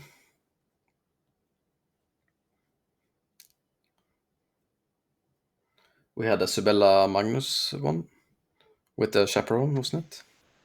Yeah, with Julia. That's Nice. there. Nice. Where is this? It was you who suggested this, right, Julia? Wasn't it? In a letter, I think. I think it was supposed to be at the park. Yeah. But it's not that serious if we want it to be somewhere else. Sure. What? Yeah, maybe Mhm. maybe not the Carringtons, since there's your father, which is sick. Like around the Carrington estate. Sure. Yeah, no, like maybe somewhere else. Yeah. Mm. A park. So yeah, sure. What does the park here like in this town look like? It could be like a botanic garden with like some greenhouses with plants from other countries and continents, which is really exotic. So like sort of a cabinet of curiosities, but with plants. Yeah, maybe it's like kept by the university or something. Yeah. So there's Mhm. like a bunch of the big like glass and wrought iron like greenhouses and stuff. Yeah, that's cool. Yeah. Maybe Daniel is there reading. Behind a fern, like watching. Of course. Awesome. So I think probably let's frame the scene. I imagine it's a pretty like nice day. The garden is in full bloom also outside. And you are like walking down this like gravel path, probably like between the like towards the, I guess, Scandinavian like area where the plants of Scandinavia are. Of course, they are outside, not in the greenhouses. And I think like the scene starts with Magnus saying, "Oh, this is the typical moss of my home." Looking very excitedly at you, Sabella, and maybe a little embarrassed when he realizes what he just said.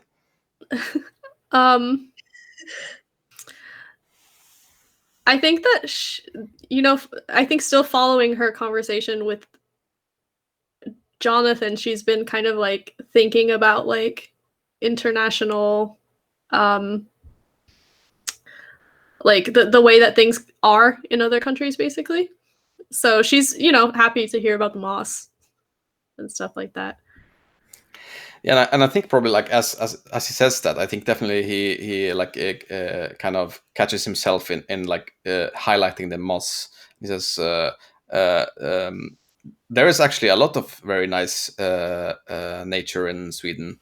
The northern areas are very beautiful, and in summer there is sun even in the middle of the night. You should definitely go sometime. I heard also the Swedish court they are very welcome with visitors from abroad. Well, the sun all day does sound very nice. Is there night all day too? Well, in the winter, it is dark quite a lot, but we go south then to our other home in south of Sweden. It's not so bad. It's just about as England. It's not so good, in other words.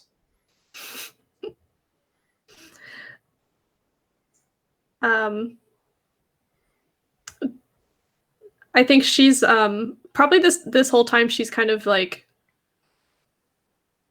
been sort of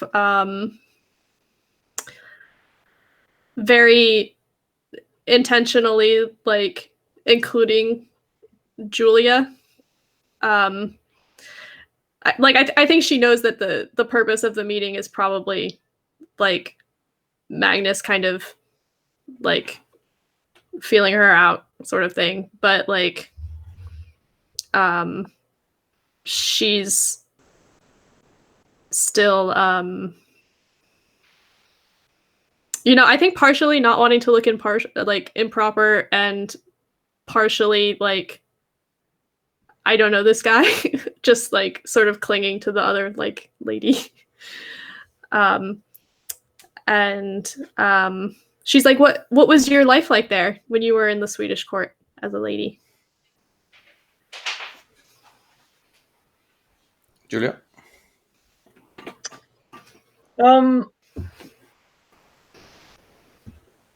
I cannot really remember much of that time. I was just a kid.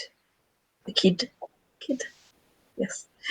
So I was probably hanging around and just doing mockeries of the nobles in our neighborhood. It was pleasant. I remember there was this, here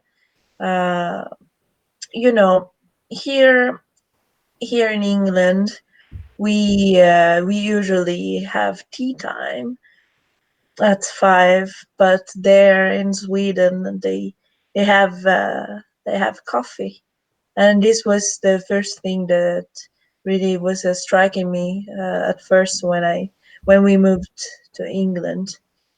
That even the children they could take part in the tea time and drink tea, while it was not allowed in Sweden for children to drink coffee, of course. And that was it. But enough with my life. I really love cactus. I'm gonna just see those cactus in the greenhouse, and I think I winked to Magnus. Are you like really obvious about winking, or? No, I try to do it discreetly still. Okay. No, I'm not like. I don't know, Julia's wild. She might. Yeah. So do you let her just do that, Sibella, or is this something? I think it was part of our negotiation that she could like sneak off. So I think Sibella probably is like, oh, but like, I'm not like, I don't think we actually need to exchange tokens about it. Cool. I think Magnus is just like we'll catch up with you later. Then I just want to show you the rest of the Scandinavian collection. And I think like he as Julia leaves, I think he says.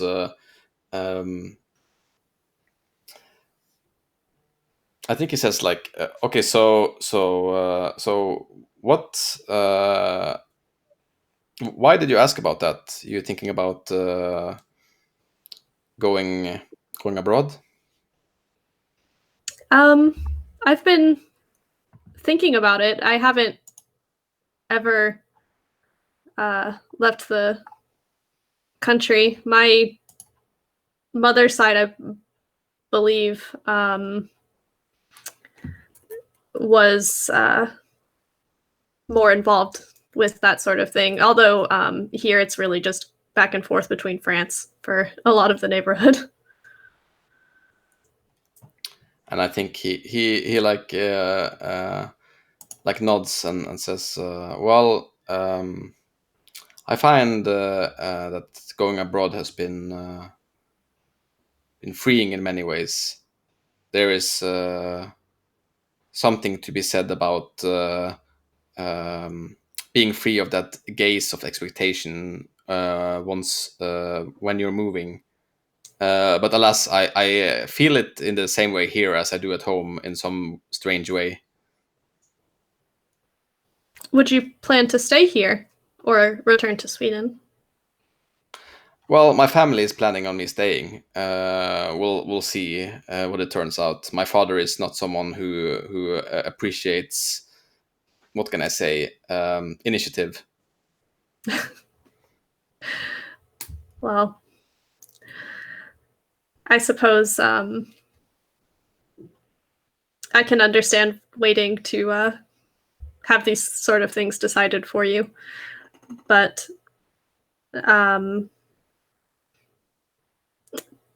it is nice that you've gotten to travel as much as you have so far, even if you're missing your coffee.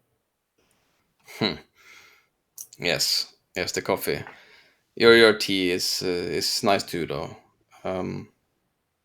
Although it does seem that the tea parties stay in relative closeness of the person's interest when it comes to inviting people. So I haven't had that much of, except of course dear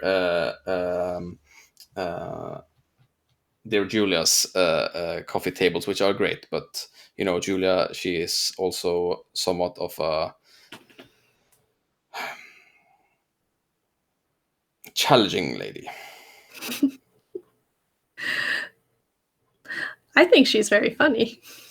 You should have seen her at the last party we attended. She was smoking a cigar like a man.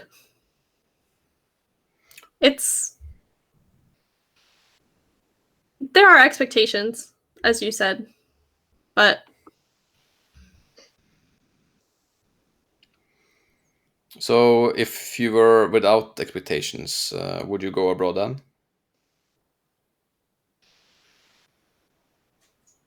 I think so.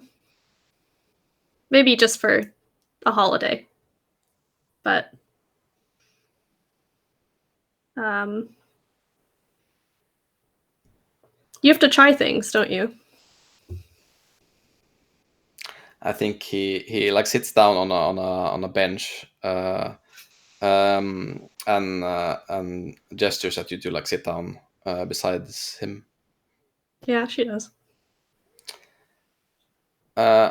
He like turns towards you and says, I think that's true. I think you don't know what you want until you tried the things you don't want. And if you only try the things you don't want, then you wouldn't know anything else. So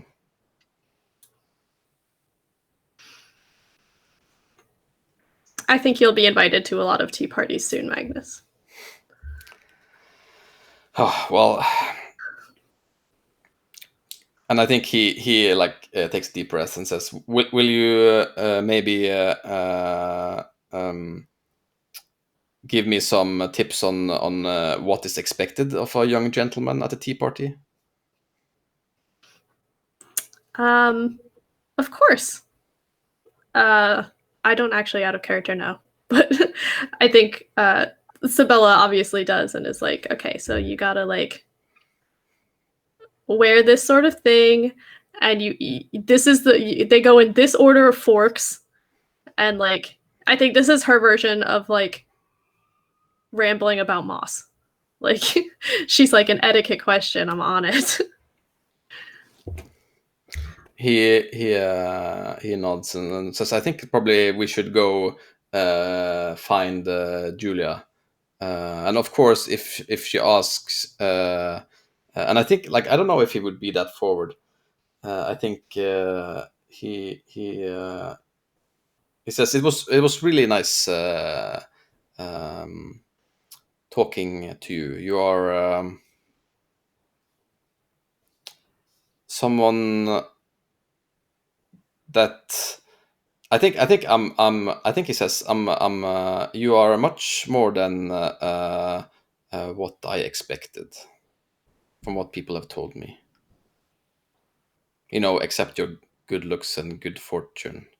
And he looks a little bit awkward at you, but as if that is something wrong to say. But I think he actually, like, you see that he probably means it. Yeah, I think Sabella just like smiles and says, "I'm happy to exceed expectations," but like inside she's like, "What have people been saying about me?" Obviously, because it's kind of a backhanded kind of thing, but yeah. Cool. I think that's probably seen then. Yeah.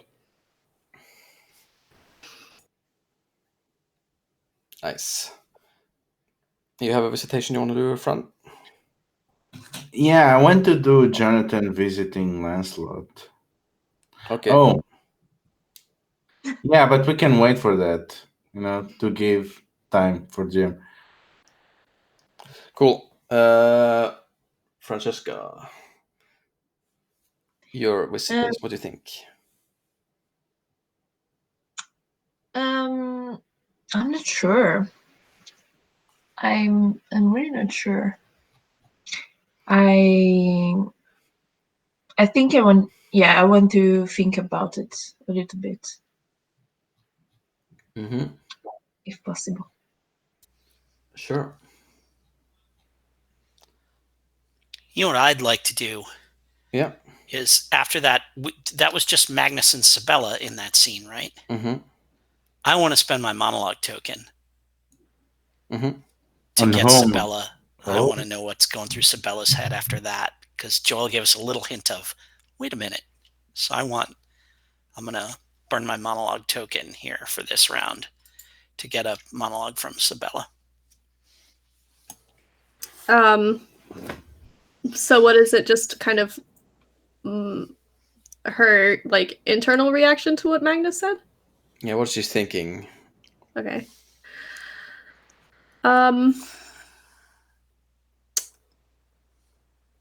I think she's thinking I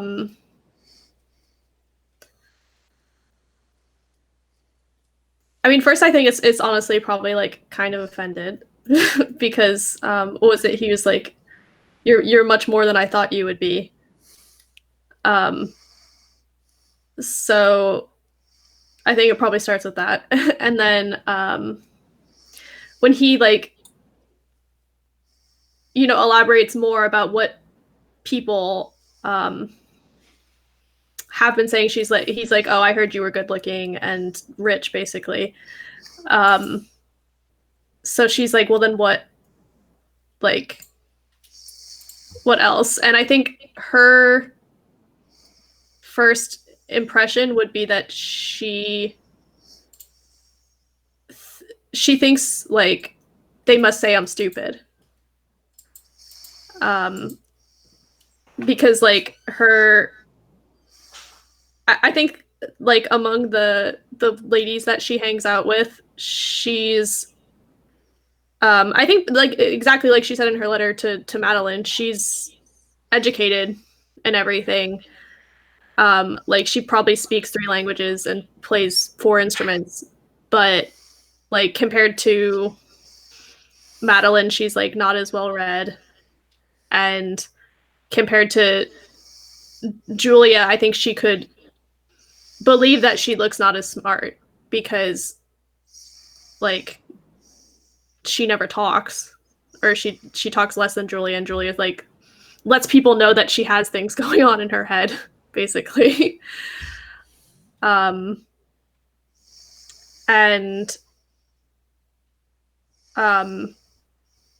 when Magnus says like, oh, what she interprets as, I thought you were going to be stupid, and like responds positively to it not being the case, I think she remembers back to what Jonathan was saying about like you could go out and you could do things, and is like, oh, well,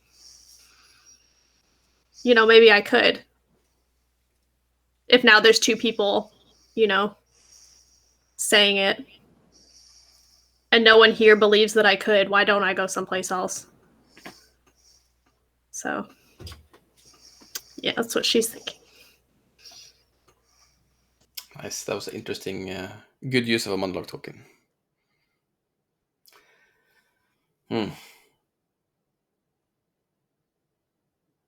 Nice. Okay, so have you thought a little bit about visitation, Fran?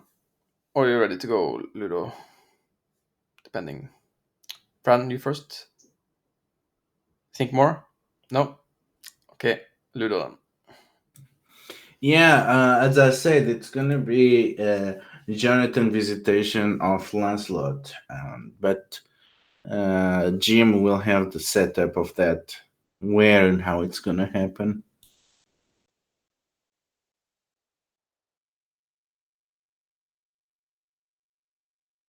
Just remind me, how did we set this up? It was this exchange of letters. Oh, right, yes. Yeah, because because he wanted to know who this person that is getting close to Sibella, and Lancelot want to hear more about the war. So that's a good, interesting thing. So, what do you think, Lancelot? Do you have any like pastimes that would you go hunting or something like that? Go to shoot or?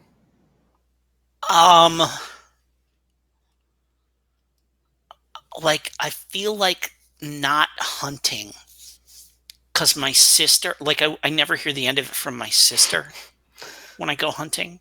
Mm-hmm. But absolutely like horse races. Yeah, cool. I like that. Because that's like totally like that's also like a thing that is like probably a low class thing we shouldn't be going to, but that I'm sure a lot of the, Yeah, actually, it's a bit of a nobleman's sport to like breed horses and stuff. I guess that's true. Yeah, sure. The Yeah, queen okay. breeds horses. Yeah. So absolutely, I think like we go to a like I invite some like a crew of people to the to the horse races, and it's Jonathan and Daniel, and probably James. Mm-hmm. Sure. Yeah. Cool. So yeah, I think this is like a which conveniently is all 4 of us. So just kind of like at random turns out that way. That's awesome. Each of us is we each have one of those Brat Pack characters to play. So yeah. So this is at like a this is like a racehorse thing where they go around. There's a big tribune, where on the top level the nobles sit. There's like a lounge there where you have the best view, and I guess today it's probably like there's probably like a couple of other ones as well, but like in the terraces below it's pretty crowded with people betting and stuff like that. But up here it's you get food and drinks, and there's plenty of space, and you get to watch the masses enjoy, and in a lot of ways, a hobby that's financed by the nobles through their breeding of horses.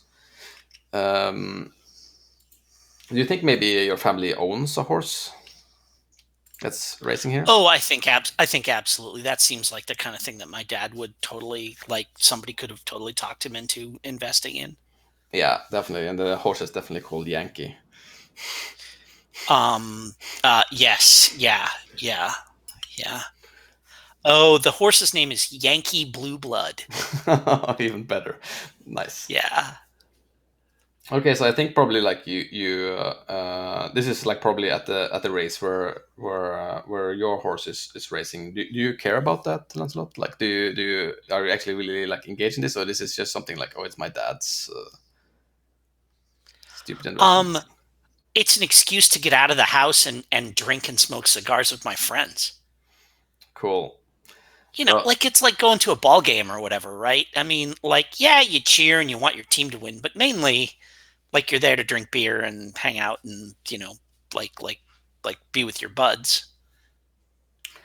Cool. So I think probably to set the scene, as the opening shot is probably like the waiter coming over with some glasses of something, probably something brown, I guess, like a scotch or something like that.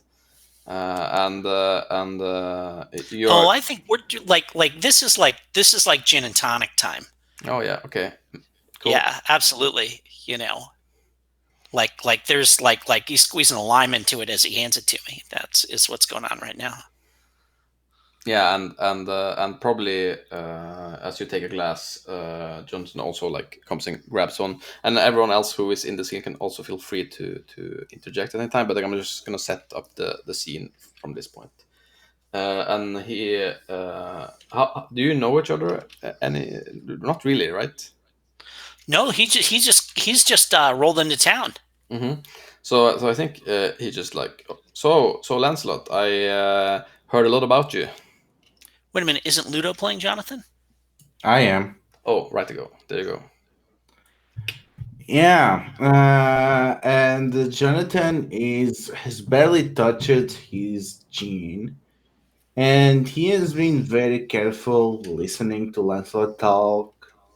What he has to say, how he behaves with the others, trying to get a measure how the man treats his peers, and then to see how he actually treats the people that he does not have to be nice for.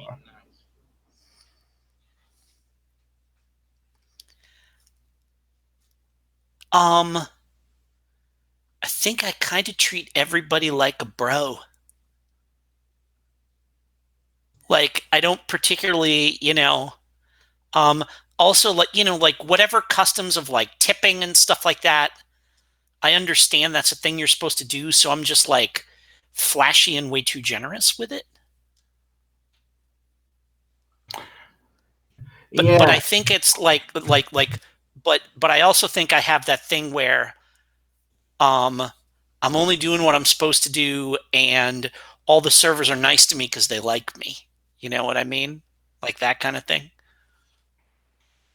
Yeah, and after a while, Jonathan seems to relax and finally be more jovial drinking as the climate becomes closer and closer to what he's used back into barracks, when someone smuggles some drink in, or you go into some Spanish village or something. Yeah, I think James has like a newspaper like he's got like a little like a table next to him, and he's got like a newspaper spread out on it to where they publish all the like the stats, and he's got like a notebook and then like 3 G&T glasses that are empty, and he's like, your horse is gonna lose, Lancelot, sorry to tell you, and like writing like a bunch of math on his notebook. And I'm laughing, and I'm like, you're taking this way too seriously. This is supposed to be. You do understand, James, that this is supposed to be fun. That you are not at the office. That this is not your accountancy firm here. And I kind of make an expansive gesture with my gin and tonic glass. Oh, I only drink half as many of these at the office. This is where you enjoy what you've earned from the time out there. And I just kind of like out there. Watching your horse lose will be fun. Oh, it is certainly always the high point of my journey to this place.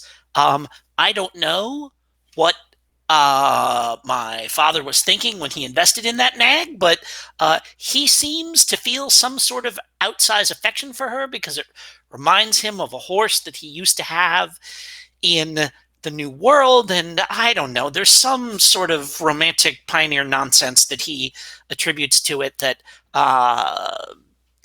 frankly seems just maudlin to me. So I guess, is your horse actually bad? James is just like, he's just antagonizing you. Does Lancelot even know? Daniel, please, you must have some Shakespearean wisdom that you can share with our friend here to implore him to just put down his reading glasses for a moment and join us in the fellowship of the company of men.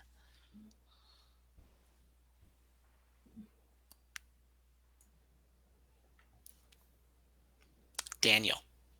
Fun? Yeah. Can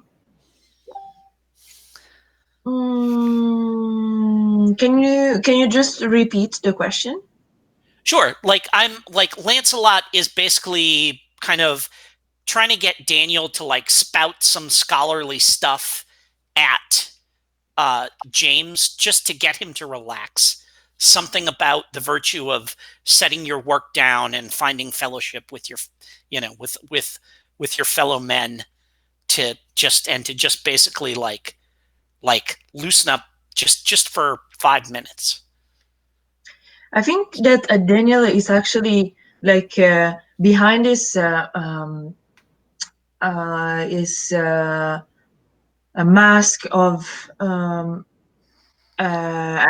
aspiring professor and academic. He's like a really huge gambler. So, and especially in the horse races, he's really into that, and he's been betting on at least 3 horses.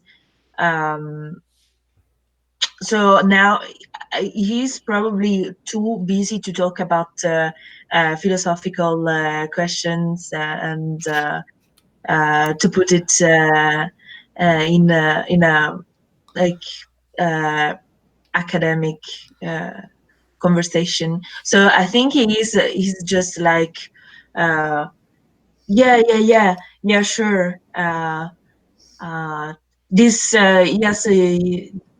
It's all theory. It's all theoretics. Yeah, he's just like throwing erudite words, and he's writing on his paper how likely it is that his horses are gonna win and stuff like that. And I give this exasperated sigh and like look up at the sky, and I turn to Jonathan and I say, "Do you see, Mr. Kingsley? This this is what I have to contend with. One of them treats it like accountancy. The other treats it like alchemy. When in fact, what it is nonsense. Well, I never cared much about horses, except when you find yourself in a foxhole and you need a good English thoroughbred to get you through that. Nothing about those Scottish, Spanish things, those Alfa Arabian horses. Yeah, they are fast, but you cannot really count on them for anything. These do they actually remind me of the quartermasters back in the army, and let me tell you, there's a reason why the boys never invite them to drink. Uh, uh, and pray tell, what is that? This.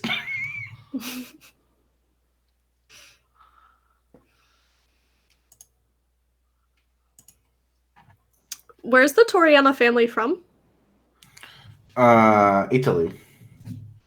Yeah, so I think when you insult English horses, Jake Oh laughs. no! Wait. The Toriana. I think the Toriana are actually Spanish. Oh yeah. Yeah. It's Isabel's family that is Italian. Okay. Yeah. So I think he's like, I think you'll find we have very fine horses. Oh, Very reliable. Do you have horses yourself? The family owns a few. They're repossessed more often than you would think. What do you do with a repossessed horse?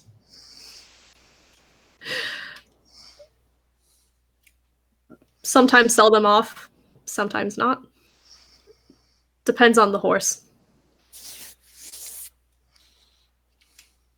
What, do you think we just shoot them? I don't know. There must be any use for a horse in hard time.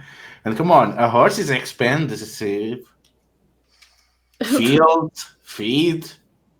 Can be a good investment. I never heard of someone making money from a horse. That's why we repossess so many of them, yes. That's what I keep telling my father. And yet, as I said, he insists upon funding the existence of paying a fantastical amount of money to have a diminutive Belgian ride it around in a circle to no apparent effect every couple of weeks. Well, I mean, you can afford it, can't you? Mr. Kingsley, perhaps we can... I don't wish to cause any disputations among us on the merits of various breeds of horses, but I'm sure that the thing we are all curious about is you have returned home. You have been here for several weeks. You have made the rounds socially, I am sure. I saw you at church last Sunday. Pray tell, is there one of our one of the fine debutantes that, having returned home without the benefit of the flower of British beauty around you, you have settled your eye upon? I have to say, there's still not a single woman here that has managed to erupt my attentions. I am still waiting to be surprised at, honestly. I don't wish to turn this back to a discussion that reminds us of our discussion of breeds of horses, but what do you find lacking in the locals, sir? I need some fire. And I have not seen much. You clearly haven't met Madeline. And he, like, checks off another thing and, like, leans over to Daniel's, like, math and is like, you forgot.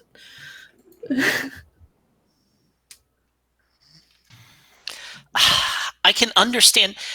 You, sir, you are a man of action. You have your boldness eclipses that of all the three of us combined together. I am sure that the heroism that you have expressed merely at this young age will exceed that any of the three of us combined may be lucky enough to stumble upon in all of our days. I can understand why Daniel would rather bury his nose in a book than express any interest whatsoever in any of these eligible young women that constantly surround him at all of these events I drag him to. But you, sir, I am surprised uh, by your lack of passion. Oh, no lack of passion at all. I have great passions. That's the thing. Ah, so you have just not found uh, someone that you would care to marry. Well, let me say, you kind of start thinking on a different way when you see, when you see survivors of French raids organizing their whole village and fighting the French for years, or when you see the last heiress of a Grande family rallying to stand out and defend the propriety of their family. It kind of draws you a different idea of the capacities of women than you see on the placid English battlefield of tongue and crosses. I want to see a bit of that fire back home. I want to see which of these women could be capable of the heroism that you seem to so much admire. I think that Daniel, uh, first of all, as soon as Lancelot says that he's not interested at all in women because he's always on his books, I think like he just uh, um, puts the pen down where he was writing the stuff about the gambling, and he just looks at Lancelot, and he's kind of pissed off, I think, and he's like, uh, "Oh well, perhaps if you asked, you would know that I'm actually interested in women, and I am actually interested in one woman in specific." Mrs. Carrington, and he just takes the pen again, and he continues writing. Okay, so my connection dropped just enough of that it wasn't clear to me. Did you say that out loud? Did you just like blurt out that you're into my sister? No. Or is that just going through your head? No, Mrs. Carrington. Yeah, not Caroline. Oh, okay. Oh, I missed that. Okay. But vague enough that you don't know which one. Yeah. That is very true. Yeah. So I said, yeah, out loud. I just looked at him and said, in a in an angry way, that perhaps if he asked, uh, how is it was it going with his love life, and he was not so focused on himself and on his vices, he would know that Daniel was interested in women, and in a particular woman, so Miss Carrington. Yeah, it was said out loud, and probably he was not hiding it from the others, so it was loud enough for Jonathan, and is it James? Yeah. Yes, and James to hear it as well. Yeah. So I do like um so okay, so what we've got here is you said out loud Like if you ever paid attention to like if you bothered to ask, you would know. And it's and did you actually say Ms. Carrington? Yeah, but there's or two. What's that? He said Miss Carrington, but there's two Miss Carringtons. Yes, he says Miss Carrington, though. Yes, Yeah. all right. And internally, I say to myself, Marion? I didn't see that happening. But and I kind of and I raise an eyebrow and I say, Daniel, hidden depths. Now you see, sir. Now you see, Mr. Kingsley, what is required to get a scholar's nose out of his scholarship. I have to say that's some goals you have there. Cannot help but laugh. I mean, surely I cannot admonish you for your preference on women, but I have to say, you're gonna need to start waking up much earlier and look beyond your books if you are going to go for a character. and I laugh and I'm like, ha ha! You see? I think think- you're right. That's why I haven't bothered. Yeah, and I think that's fine for that scene. Yeah, just a second. I think Daniel also wants to say, like, when Jonathan is talking about passion and someone who is heroic and cheeky enough. I think Daniel says to Jonathan, and by the way, perhaps you should look into Mrs. Julia Johnson. Hey, no. And I kind of want to see a monologue, a Lancelot monologue, when he hears this. We'll spend that token then. Yeah. What do you want? Just in general, or do you want me to talk about a specific thing? No, I want to see what is your what you're thinking and your reaction when Daniel suggests to Jonathan to look into Julia Johnson for a person that could be suitable for his passion. Yeah. I'm a little confused about where Julia came into this.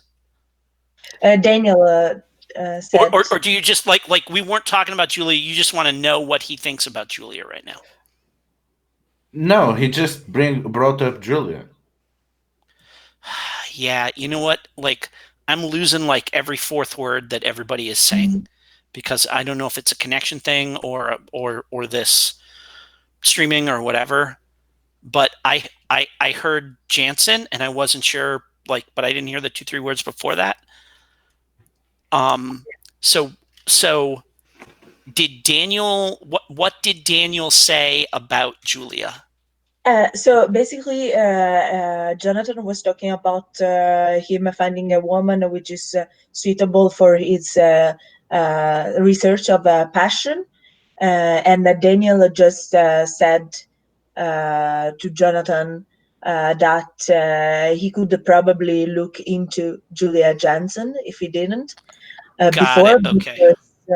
because she could be a match for him.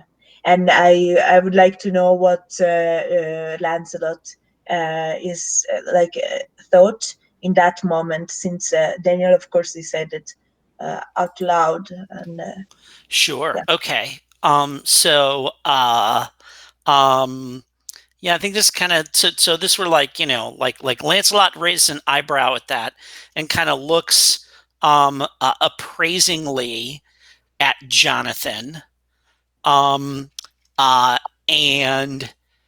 so I think that I whatever, like, turn to the camera and say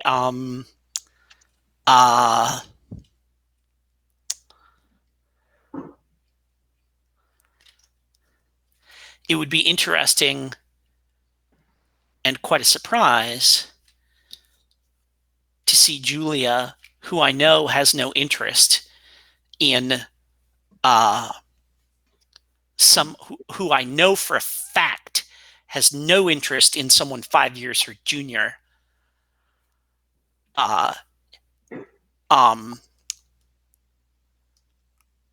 Although it would be interesting to see how Kingsley, the soldier, so used to victory, handles himself, and whether his aplomb dissolves when he casts his ship against those particular rocks.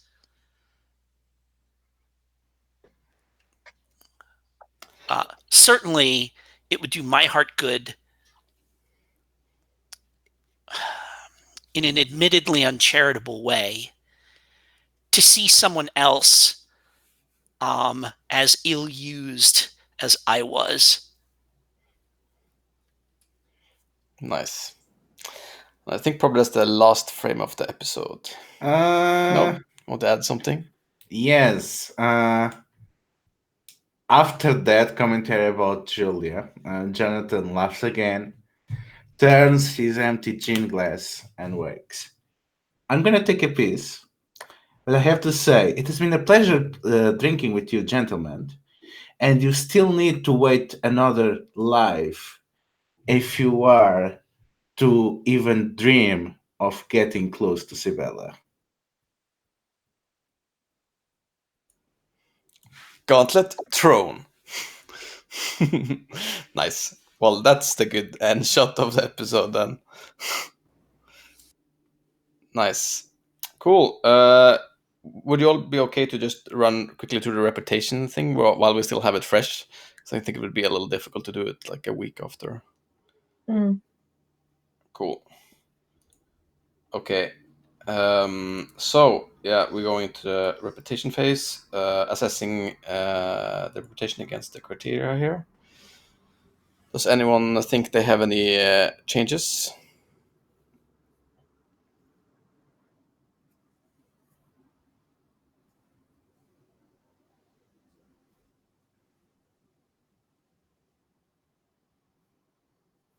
Also, I really like that scene. Finally, we got the boys. The boys.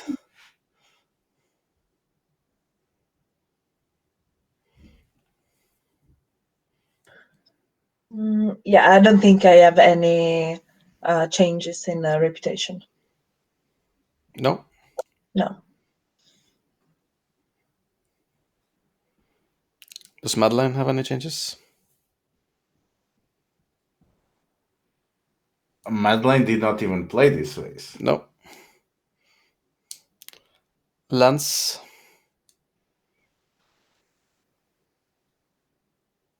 Give me just a second. There's so many sheets we got to look at in this game.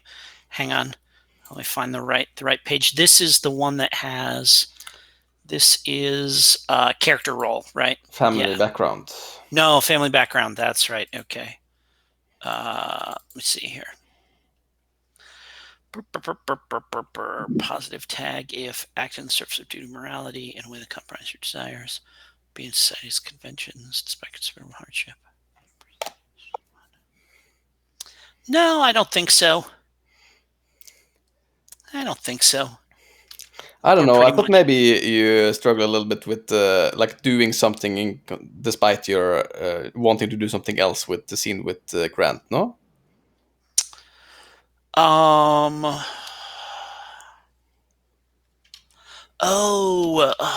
What is the? Let me see.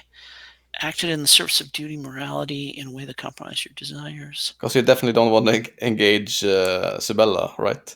That seemed like you went a little bit on accord with that in that. Yeah. Okay. Well, Yeah. Okay. I think I laid out.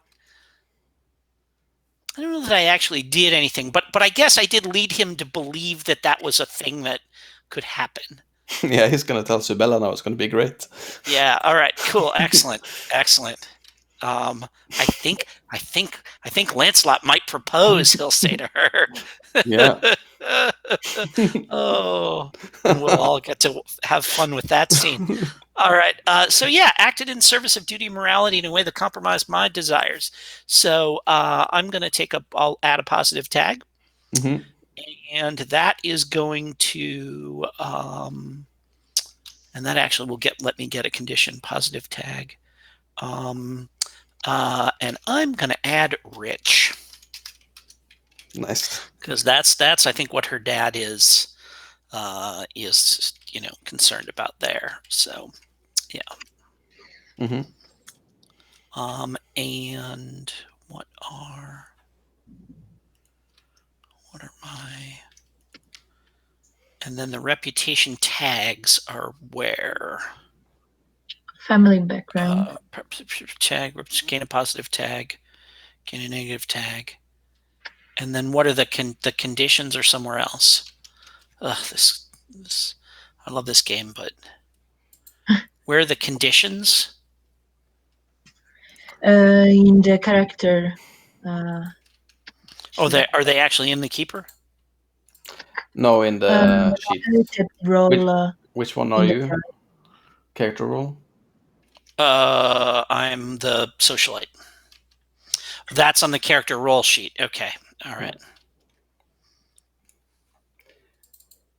I should just have all these open all the time.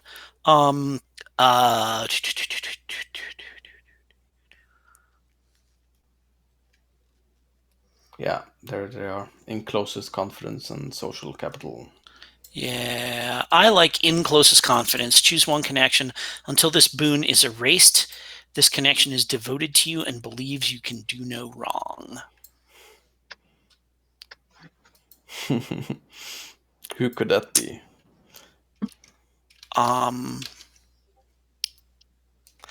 I think it's going to be Daniel. Because I'm going to like now I really want to facilitate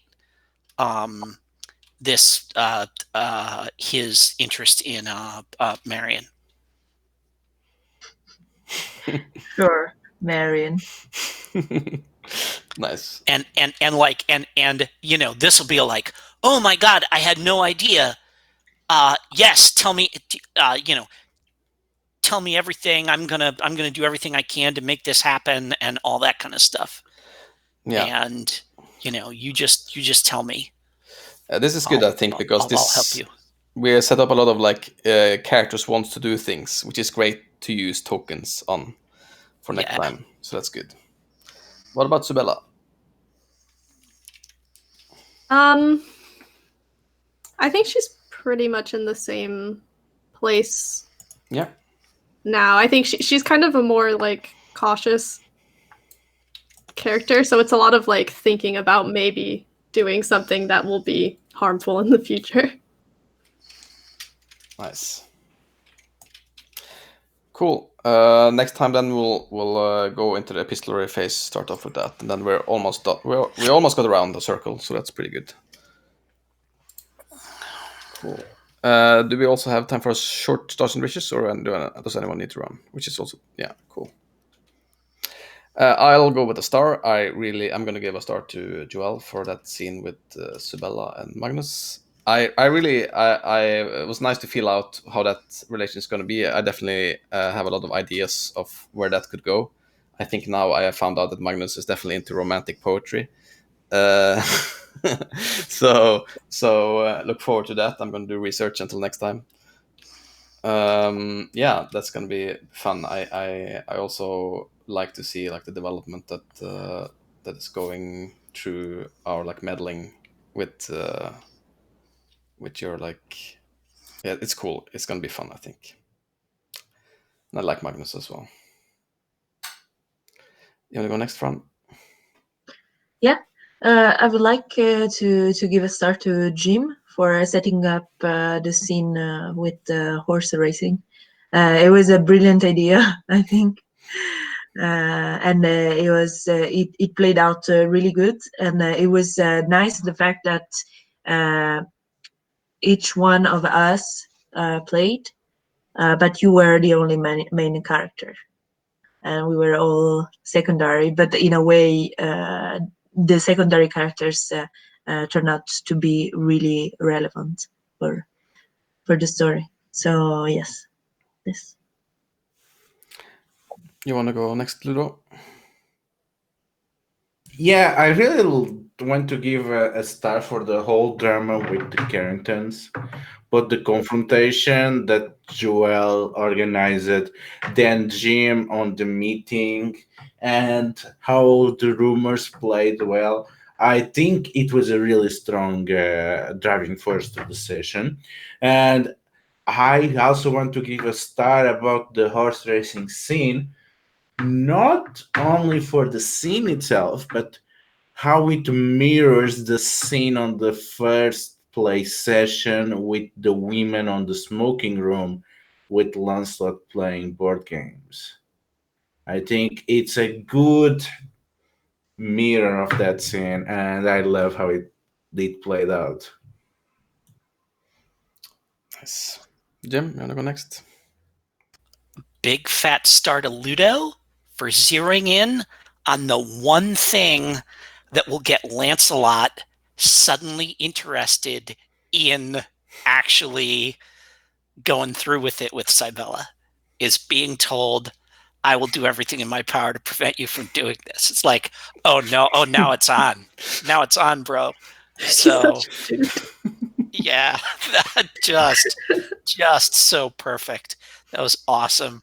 Yeah. And it's funny because that's like secretly exactly I think what Lancelot was hoping to hear, was like, put up your dukes.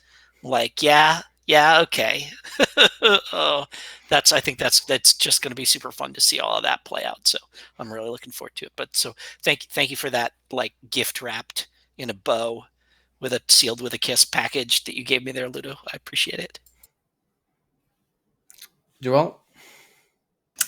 I want to give a star to Fran for I think fleshing out Daniel much more this session. I love that he's a bird dude. I know a couple of English bird people, and they are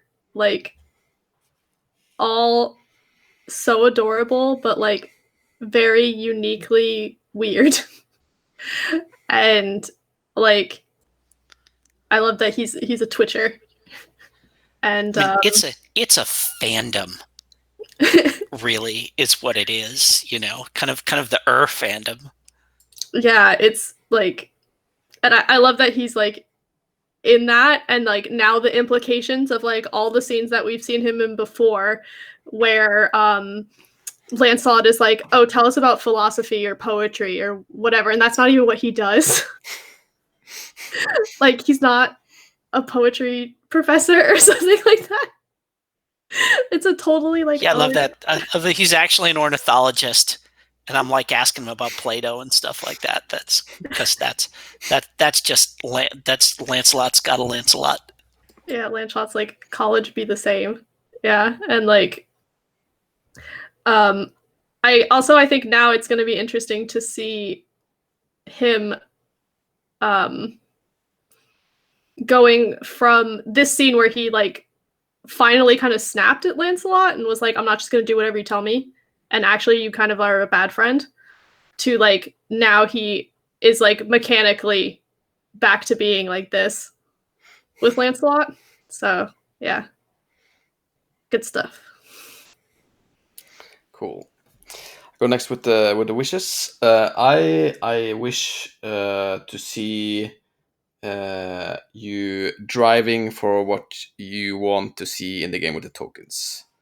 Offer them up, use them freely, and I think it's also I think we have established a little bit more now during this session things that we want to see, and just whenever you think that, trying to actually, how can I use a token here to actually get this to happen, because you do have the power to do those things. So that's my wish. You want to go next, Fran? Yeah.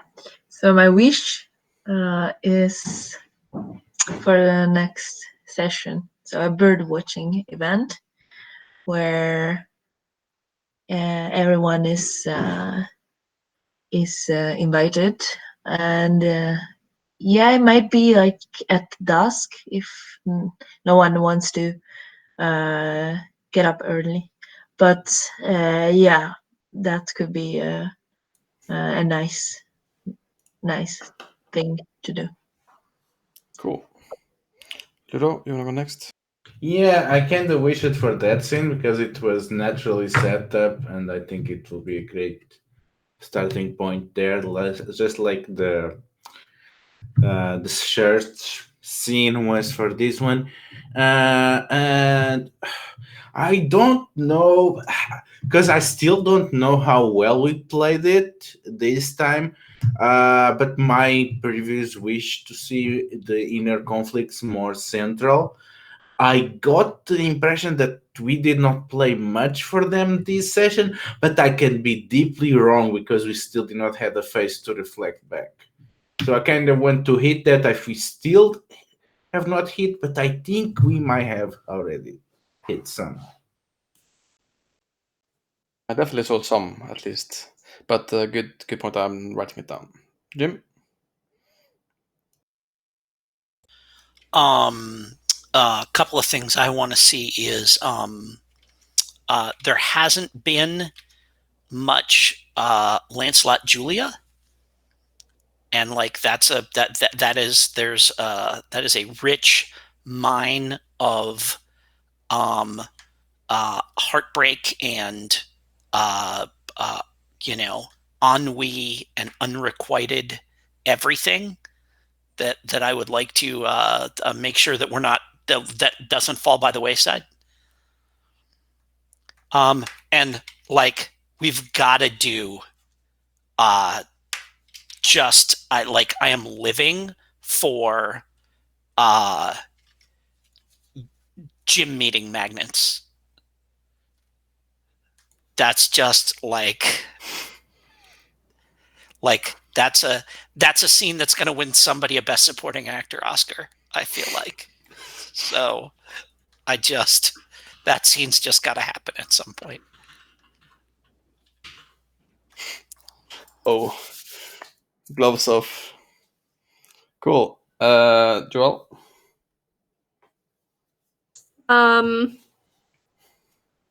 I think I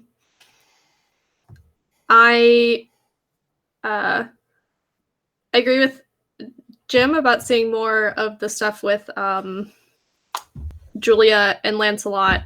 And I kind of in the first session, we had, I think, some of like James thinking he was going to go for Julia. So I think we could also kind of, if we continued that, it could further torture Lancelot to see Julia with like this just total asshole.